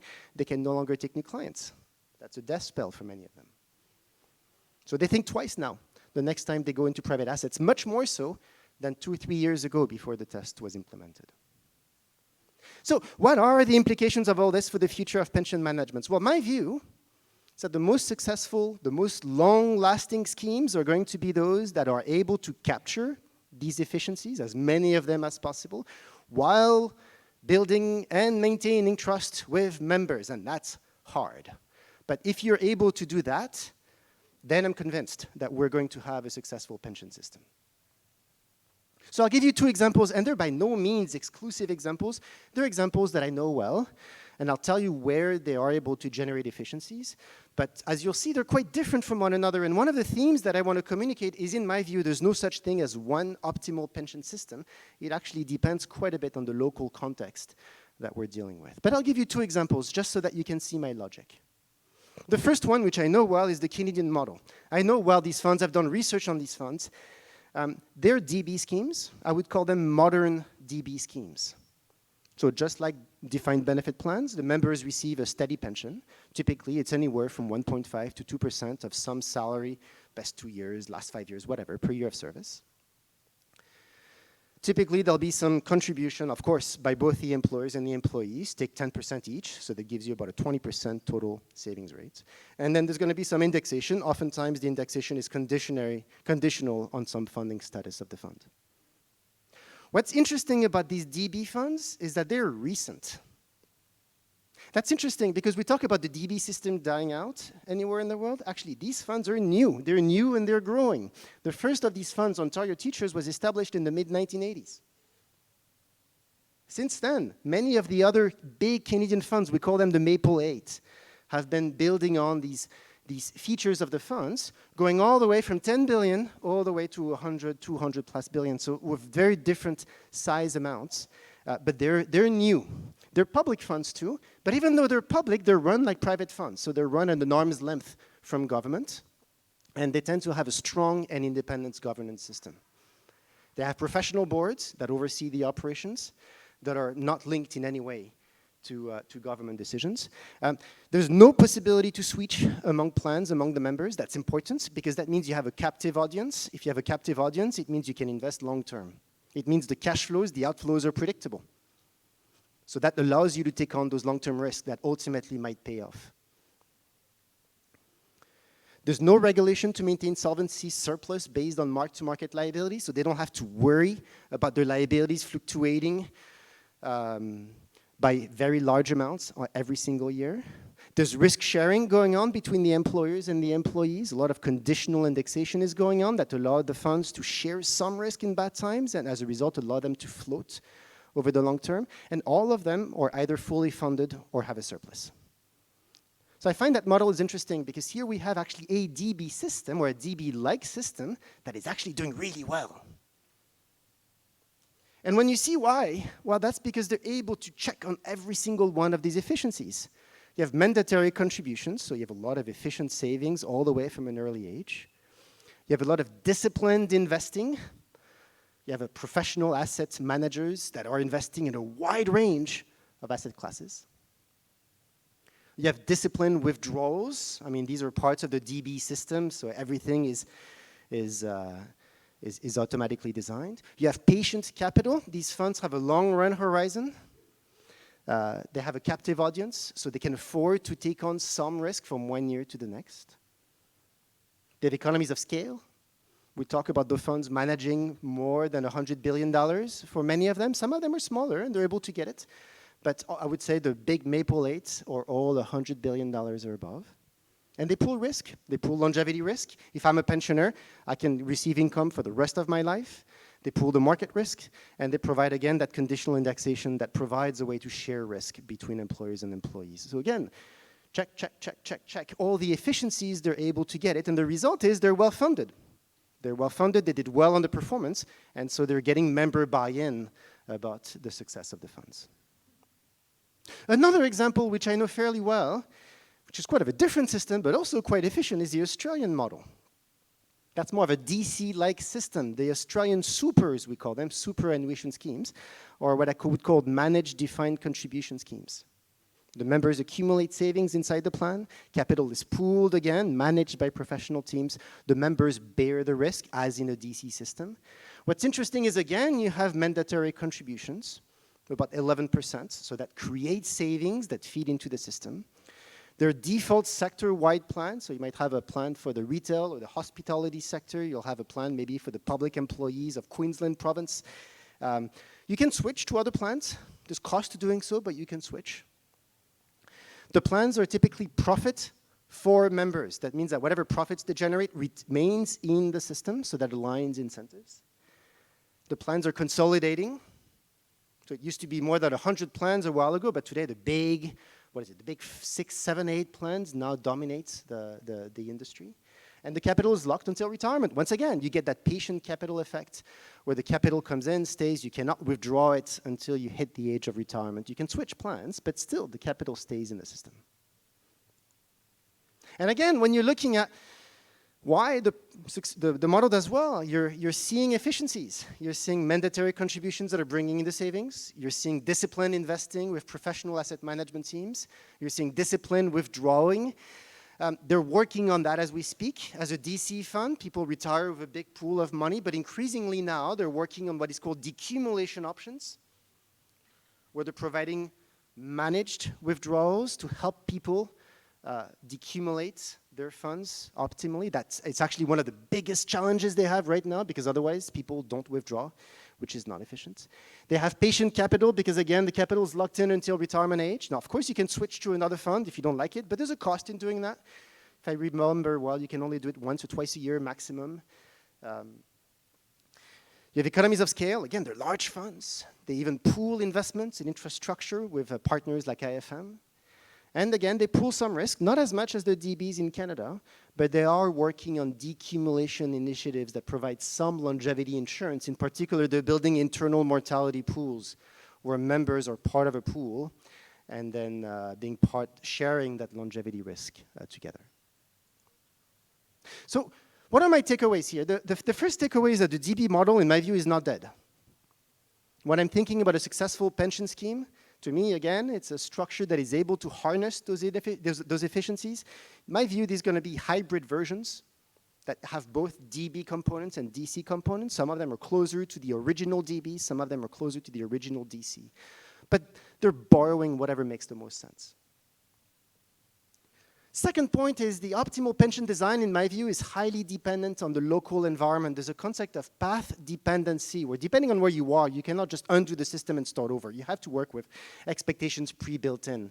So for that reason, I don't expect to see the same types of plans being built everywhere. The third point, and that was one of the points I tried to emphasize, is there is a trade-off between efficiency and trust. If you can get both, all the better, but that's hard. Because whenever you want to go for efficiency, you oftentimes have to go and commit.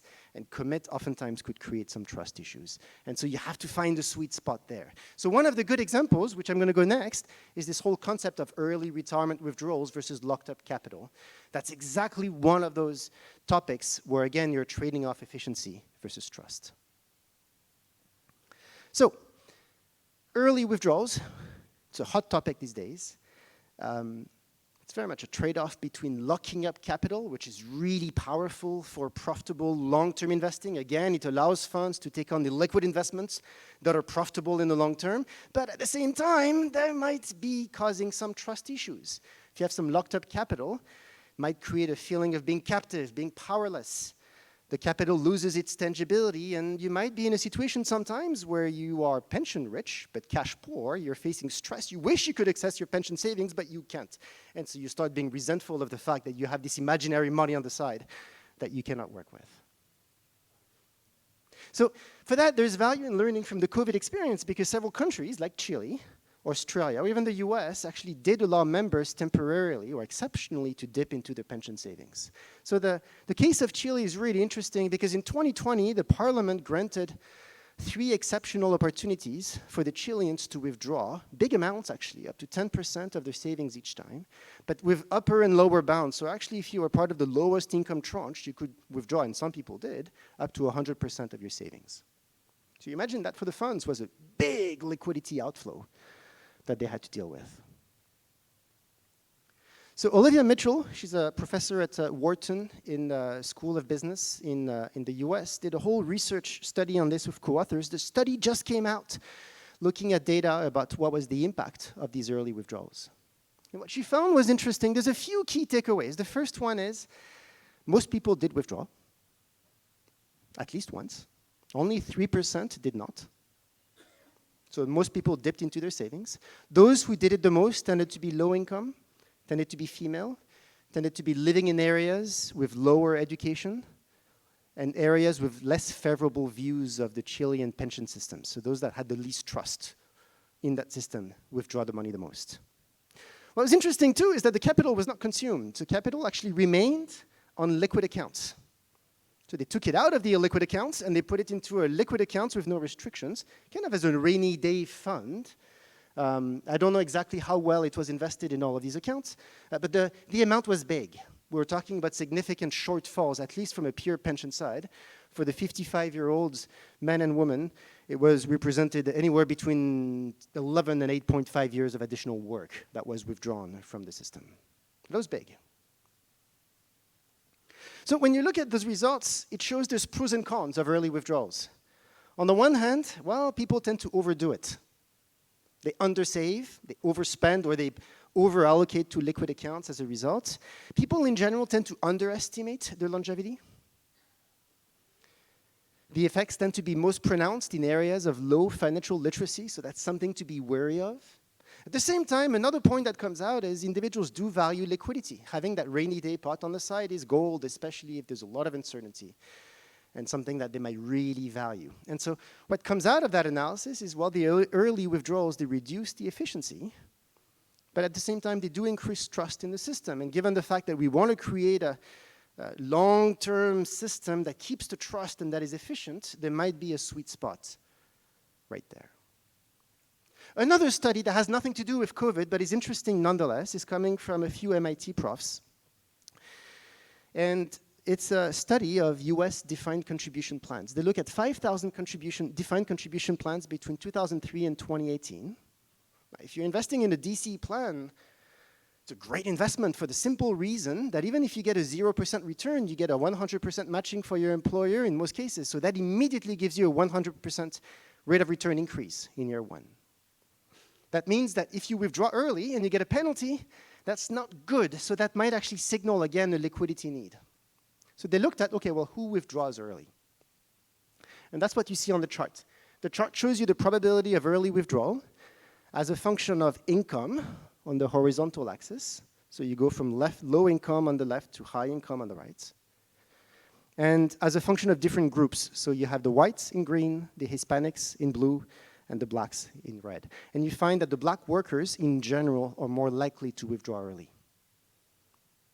And that's consistent with the hypothesis that there is a need for liquidity by that population, which is one of the reasons they might withdraw early. And actually, what's interesting is when you go one step further and you're looking at how much they contribute, you have to understand that in those DC plans, contributions are voluntary.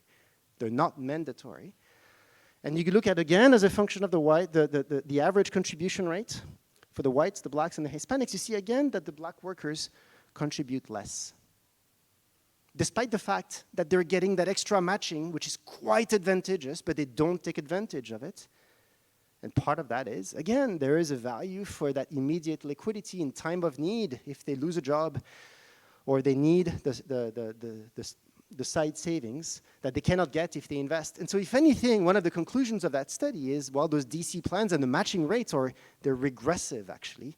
They're benefiting those who already have the money to begin with, right? Because they already have the rainy day pot to start.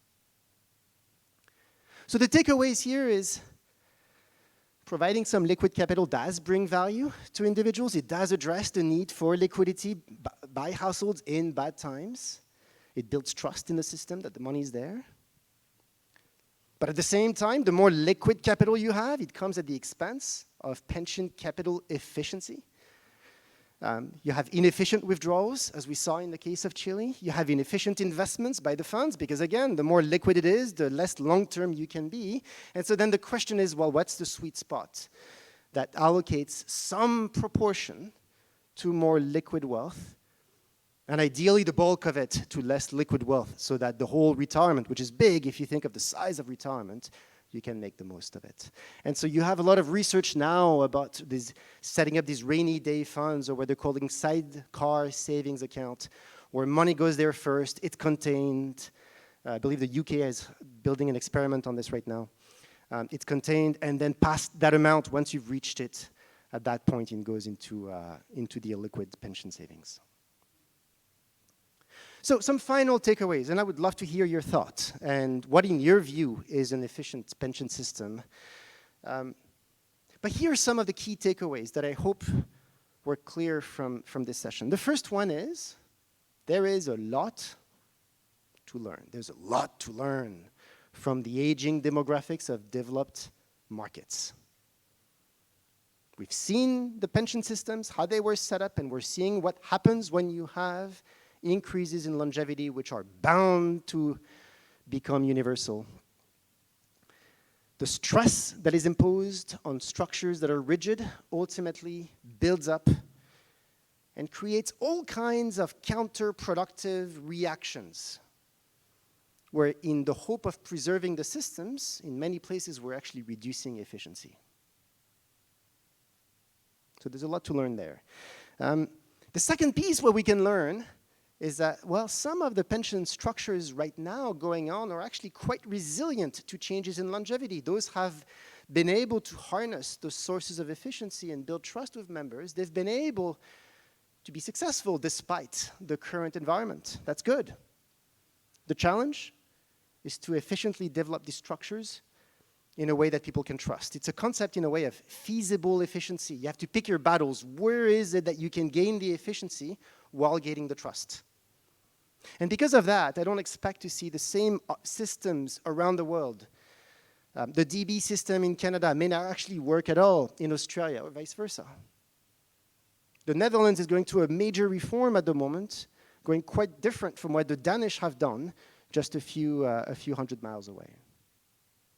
So what works well in one environment may not work well in another. It's a matter of analyzing where is it that we can build trust in the local environment, and given that, where we can harness those efficiencies. And I'm convinced that we can have some powerful pension systems that will benefit all of us in the years to come.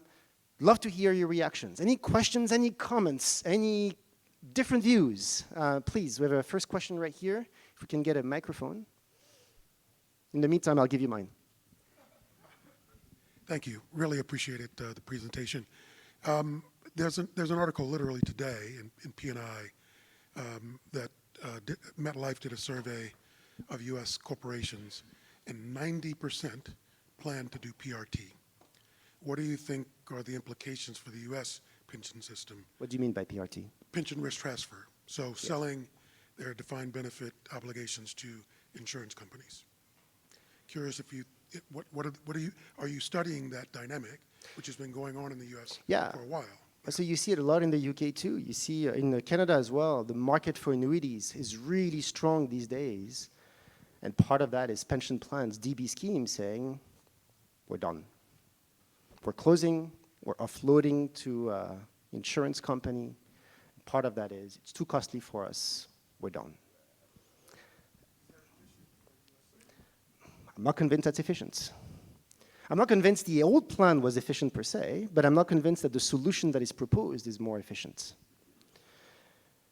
What I've always found really interesting is we've gone from a DB, which was, the old DB was fairly extreme, again, in the risk concentration of the plan and the rigidity of the system. We've gone all the way to the other extreme now, where we've dumped all the risk onto the shoulders of individuals. There's a range of options in the middle that are potentially much more efficient, but they're hard to reach. But it's a matter of time. So we're seeing, for example, even within the DC structures, we're seeing those internal mortality pools that are coming in that are actually a fairly efficient way to bear the risk, because that's the risk that individuals care the most about, that they can hedge within each other. So my view is over the next 5-10 years, we're gradually going to converge to more efficient structures, but those changes take time. No, thank you. I don't know if I should stand. No, thanks for the great presentation. I was just wanted to have your thoughts on, this dynamic that you were just talking about, the movement from a defined benefit world, where you have the pooling of risks, all the way to a defined contribution world, where, basically the member bears all the risk, particularly the investment risk. My observation, particularly, observing what's been happening on the European side of pension systems, they've basically dialed it back to, I think, what they refer to as collective defined contribution schemes, where I think my understanding is that it's like a DB scheme where risk is pooled, but it doesn't have a sponsor underpin, as it were. So what are your thoughts on that? Does it fit the efficiency definition that you have outlined? Thanks. It's a good question. You're seeing it actually, in particular, the Netherlands right now is pushing with the creation of collective DCs. So to provide a little bit more context to everyone in the room, the collective DC is a managed DC where you pool the assets. The employer is not on the hook. So the employer contributes 3, 4, 5, 10%, whatever that, actually in the Netherlands it's closer to 30%. But they're not on the hook if there's underfunding. And then the members inside the plan are sharing risks. And that's where the collective DC comes in. So the easiest way that you could look at it is, okay, well, the money is yours, but if we do really well above a particular target, we'll put some of the extra gains on the side and we'll transfer that to a reserve that we'll use for next generations, so that if then we have into a few bad years, we can dip into that reserve until we can stabilize risks as a result. So that's a very nice way of pooling risks, right? And so that could potentially create a lot of efficiencies while not necessarily burdening the plan sponsor with them. What's hard is how do you communicate that to the members? So right now, a lot of the discussions in the Netherlands is how do you define these collective DCs in a way that people can understand, that they can relate to. There haven't been a ton of those collective DCs before. The UK has some. Canada has had a couple. But it's really going to be, the devil's going to be in the details here. It's going to be making sure that we can get that right design. Yes, in theory, they can be remarkably efficient. But can we do it in a way where we can build the trust of the members? That remains to come. And I say that because the Netherlands, one of the reasons they're going under reform right now is that the previous system did not build trust. The previous system was more of a DB type of system, but not a pure DB. It was a target benefit system, very similar to what the Canadians have, actually, where you have some conditional indexation. But it was complex. And individuals did not realize why it was DB, yet their benefits were fluctuating all around. The result is they lost trust in the system, and they've had to reform it. And it's not obvious to me that the next system is going to be easier to communicate. So in theory, both you can work with, but then how can you create a simple structure that people can trust? And that was interesting. So I just came back from Copenhagen. Right before coming, we had at the ICPM, our big discussion forum, and we had a whole session on decumulation. And the Australians were sharing what they've done there. And the most successful plans, ironically enough, were the simplest. There's beauty in simplicity because you can bring many of the risk pooled in a way that is the easiest to communicate with the members. And so I was actually quite impressed by how the simplicity was dictating the design of the plans precisely to build that trust. So long answer short, yes, but it really depends now on the way they execute it. Yes. Hi, sir.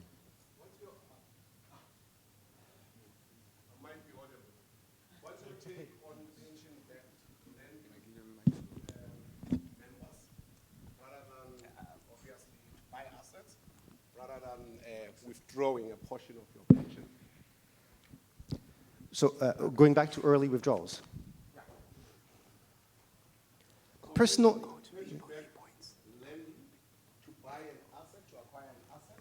Like a pension fund providing money to buy a mortgage.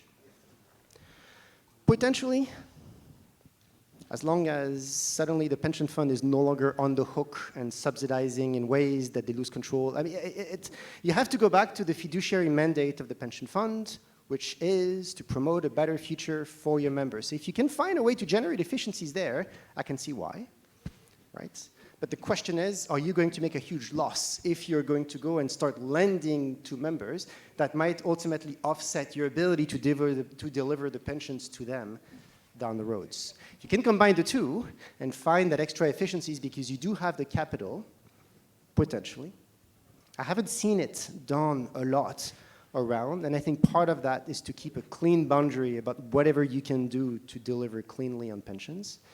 So if you can do it in a way that is consistent with your overall mandate, why not?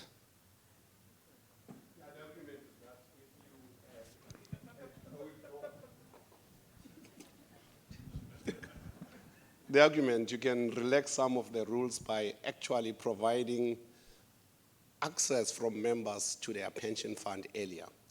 And there you lose assets because you don't have control in terms of the spend.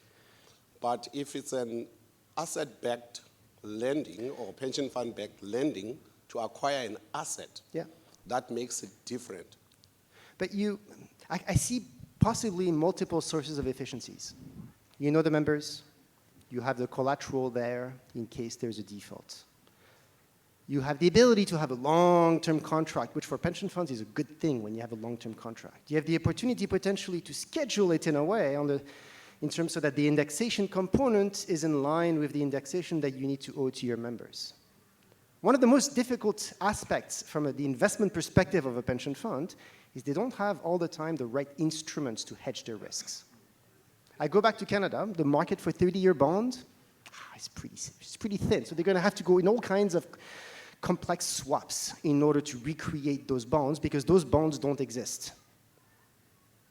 And now, to add even greater difficulty, the government of Canada is no longer issuing real bonds. Don't ask me why. Because that for pension funds as a way of hedging inflation is actually quite powerful, but the government has stopped issuing those bonds. So that again is creating a difficult thing. So there might be potentially an efficiency on the contract design, which then feeds into the asset strategy. But you see, the way I'm thinking at it is looking for an efficiency that I can create, as opposed to a subsidy that potentially can go against the fiduciary mandate of the fund. Yes. So where are the mics? I saw your hands first, so I'll go there and then I'll come back to you.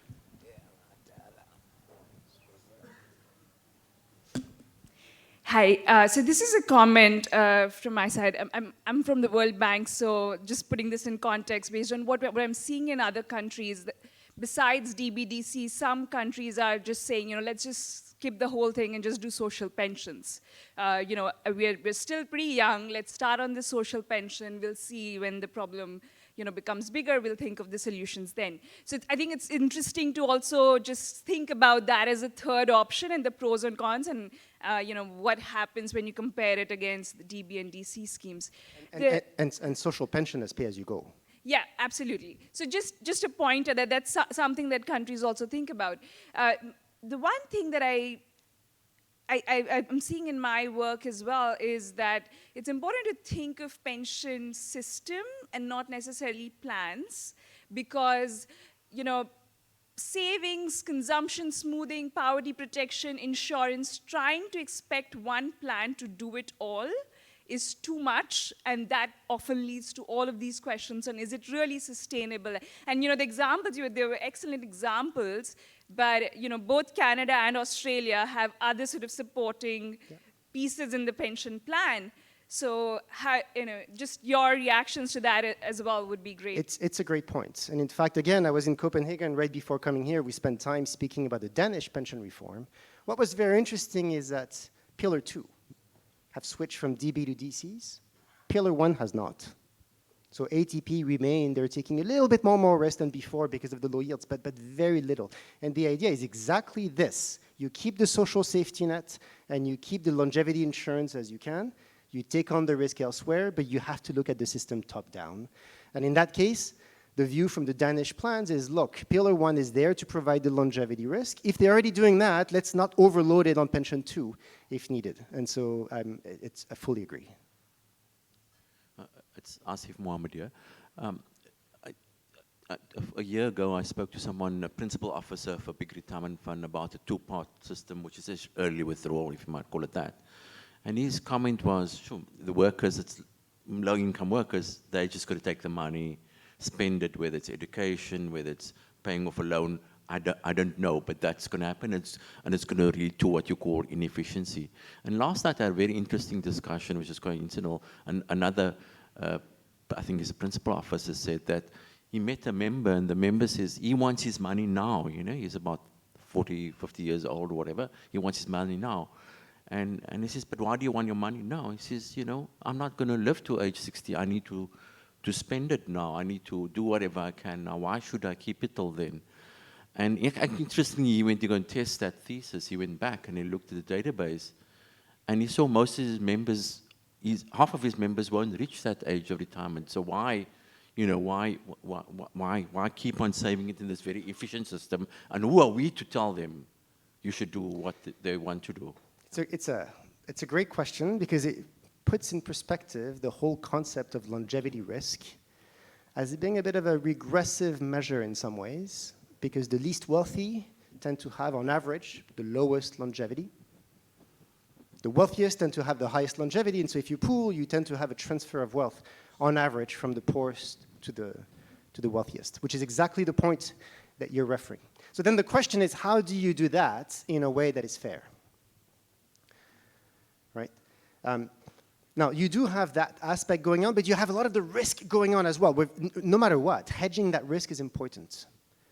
But so then the question is, and this is where it becomes a social debate, and it's hard to implement properly. Do you do that longevity risk hedging at the total population level, in which case you run into that issue? Or do you do it across different socioeconomic demographic groups, in which case you can adjust for that? Or you can adjust for the amount of the annuity that you might get as a function of where you are, again, as a way to go around that. So there are ways to work with that, acknowledging the fact that there is a regressive nature to this longevity risk hedging if you do it at the national level. It's a very good point to take into account, especially on the Pillar 1. Thank you very much for your presentation. My name is Malungelo Zilimbola from Mazi Asset Management. My question is around asset allocation. You've touched on it, and you tended to prefer the unlisted space as opposed to the listed markets. So what, in your view, is the optimal asset allocation between listed and unlisted? And also, if you can comment on recent legislation, Reg 28, where we've allocated about 45% of South African assets into the global space, whether you feel that it's optimal. So yeah, those two questions, thanks. So I won't comment on Regulation 28 because I don't know it enough. But I'll tell you more about public and private. I do not have a view that all investments should go into privates per se, by no means. But I do have a view that many of the investments in privates, especially if they're well done, can generate value in multiple ways. One, typically when you go into private asset classes, you have a greater controlling share. And so especially given all the discussions that we had this afternoon and this morning on ESG investing, you oftentimes have greater impact on the private space than on the public space. The private space also tends to be less liquid by definition. And so there is an opportunity for a liquidity premium, especially for those long-term projects that are requiring multiple stakeholders and where a large pension fund can come in and helping to coordinate. So for these reasons, for long-term investors, I mean, I've seen many of the Canadian funds buying airports. Buying an airport, it costs $1 billion to get in there, and you will get cash flows over the next 20, 30 years, cash flows that you can structure actually accordingly as a function of the way my inflation works on my own liability side. So there's a lot of gains that you can do, especially given your high controlling stake in the game. But in most cases, the privates are just one component of a broader portfolio. So I look at most of the big pension funds at ICPM, they would have anywhere from 10, 20 to 50% in the privates.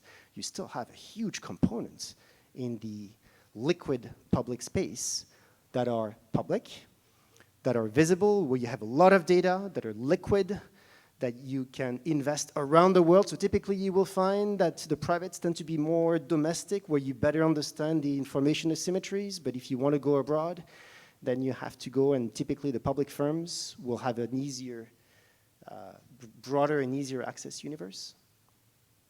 There is value in diversifying abroad. I'll give you one example. CPP in Canada invest 80% abroad, 20% in Canada. So whether it's too high, too low, I'm just giving you one number of what they're doing. Some more mature funds invest a lot more at home. If I take an Ontario Teachers or an OMERS, will invest a lot more in Canada than abroad. They're all equally sophisticated, but the fraction that they invest in privates and public and abroad and in-house will depend on a lot of parameters. So I see value in all the asset classes as long as you build a well-diversified, thoughtful portfolio that takes all those parameters into account. Yes. Hi, you might be aware that in South Africa we are looking and will probably implement the legislation that allows for early withdrawals of pensions. I would just like to find out from you, based on maybe your experience of where that has happened in other parts of the world. Have you seen pension funds changing their investment policy statement to now take into account that people are able to now withdraw early? I mean, in our regulation, I think right now they are looking at people being able to withdraw once a year, but we don't have, we haven't yet finalized on amounts that are allowed. And I mean, in South Africa, you would know about our Gini coefficient. We've got a lot of, low-earning people, and according to your graph, those are the people who are more likely to withdraw. So I just wanted to get your view on, have you seen there being a change in the IPS, and if you've seen it, was it gradual, or at what point did that happen? It's a good question. We don't have too many examples of countries that changed. We have the discussion you're having right now is a discussion that is present in many other countries as well. I know the UK is building the sidecar savings account as we speak, and testing the optimal size, but we're still in many ways, and correct me if I'm wrong in the room, but we're still in an experimentation stage about what is optimal. You do find, generally speaking, that systems where the liabilities are much more liquid, where the demands are much more liquid, where it's much easier for participants to withdraw, are requiring funds to invest much more in liquid assets than not. A good example is Chile. The AFPs in Chile, you can switch anytime you want among them. You see massive shifts, actually, from one fund to another. And there's been a lot of studies about particular media companies sending signals about the markets, leading people to switch either from one fund to another within a company or from one company to another. Those companies invest, as a result, very little in private assets, just to give you one idea. Going back to your question about the early withdrawals, what's really important is to keep the priorities well set. If it is going to be for an emergency use or a rainy day pot, then it should be used for that.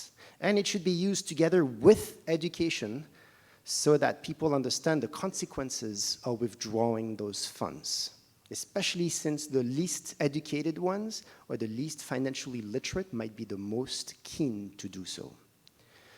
So here, in setting the optimal fractions, to me, is where the debate should be. Is what is enough as an emergency fund? Does it depend for different population groups? What else do they have on the side? Going back to the previous question we just had earlier about looking at the system top-down, what other help or subsidies or government transfers do they get on the side? And what's the education going in along the way? And restrictions that force them to go through a filter of thinking before acting on it too quickly. Okay. My name is Ben Bertolini. I just wanted to ask you, as a pension plan designer, to what extent does one or can you take irrationality into consideration? If one just look, for example, at the motor vehicle industry, I think it's one of the industries that captured the irrationality of drivers, you know, to a lot, very good. You've got ABS brakes, you've got airbags. These days, you've got vehicles that warn you after 200 kilometers of driving, you are tired, they show you a cup of coffee. So to what extent in our industry, pension fund retirement, because at the end of the day, I think irrationality is one of our biggest challenges. And you can talk about literacy, you can talk about everything. For example, if you go and visit a medical doctor at his consultancy room, then you sit there on a chair, but you see a packet of cigarettes on the table. Now, this is a person who studied for 7 years and knows the consequences of smoking. So I think, you know, we can talk about all the efficiencies and all the different pension plans, but if we don't address the behavioral aspect with regards to irrationality in pension preservation, how do you deal with that? I fully agree. And if you go back to the first three efficiencies, is very much getting that disciplined saving, that disciplined investments and portfolio rebalancing, and the disciplined withdrawing. And this is where individuals struggle the most with, right? So if you institutionalize that as part of plans, whether it's a DB or a DC, in the case of both Australia and Canada, they're mandatory. So it's done for you. But in Pillar 3, and this is where you have personal savings plan, this is where the design is most impactful, because at the end of the day, the individuals make the decision. And I do believe, and you see a lot of work right now, innovative work in the pension industry, and some of you in the room, I'm sure, are working on that. And if you have insights to share, I would love to hear. But a lot of I find innovative work is done on nudging individuals toward the right decisions. So the opt-in, opt-out, target date funds that naturally bring you in, commitment devices that incite you to save more and more every year. I find there's a huge future there, because given those personal savings are on the individual's responsibility, those nudges that we create have a direct impact on those decisions that individuals make in the end. We're out of time. Ladies and gentlemen, please give it up for Sebastian. Thank you. Thank you, Sebastian. Want to take that? Thank you, sir. All right. You said you were in Copenhagen before this? I was. All right. Okay, that's cool. Thank you very much, ladies and gentlemen. We've come to the end of day one. I know it's an engaging topic, but at some point we got to wrap it up. And knowing most of you, since dinner's at 6:30, you might want to go and freshen up and get ready for the dinner appropriately. So we've come to the end. Thank you to everybody that's been part of the program today, all the way from the Minister of Finance, after the Principal Executive Officer, I must get used to saying that, the PEO opened the floor and the conference, all the way to our first panel that had a look at how investment managers are looking at the future in the next 10 years. We spoke about climate change. We spoke about investing through the gender lens. And of course, we've wrapped up on the future of pension fund management. What a riveting presentation by Sebastian on that one. All right, ladies and gents, what happens now is that 6:30 for 7, right next door, we have our cocktail dinner. And the tone of tonight is to relax and have a good time. So hint, hint, for all the gents that are wearing these babies, you might want to leave them in your hotel room. You might want to dress a little bit more relaxed. It's, so you can dress down a little bit to have a little bit of fun. Let me also tell you that there are a number of performances that are lined up. We have a Grammy award-winning performance that's going to be on stage today. We also have a DJ who's now world-renowned and a couple of other surprise acts as well. So make sure that you schedule your time to be there longer than you may expect. Speaking of being there for longer than you may expect, tomorrow we kick off at 8:30 sharp. You know what that means, huh? Okay, now the thing about this is we all know ourselves. We're all grown up enough to know what we can or cannot take. All right? So if your friends seem to want to stay longer, but you know what you know, you go home, okay? Go sleep. All right? Don't be that guy who's hang around with the people having fun during the exams, and when the results came, you got an E and all your friends got an A+. Don't be that guy. So please make sure you regulate yourself. You're adults, we trust you. But what I do need from you is that you are here on time at 8:30 tomorrow morning as we kick off day 2.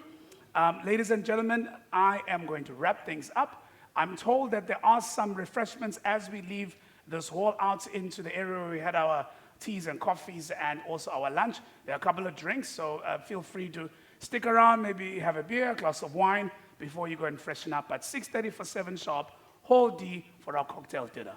Good night and take care. Thank you for attending day 1 of the GEPF Annual Thought Leadership Conference 2023.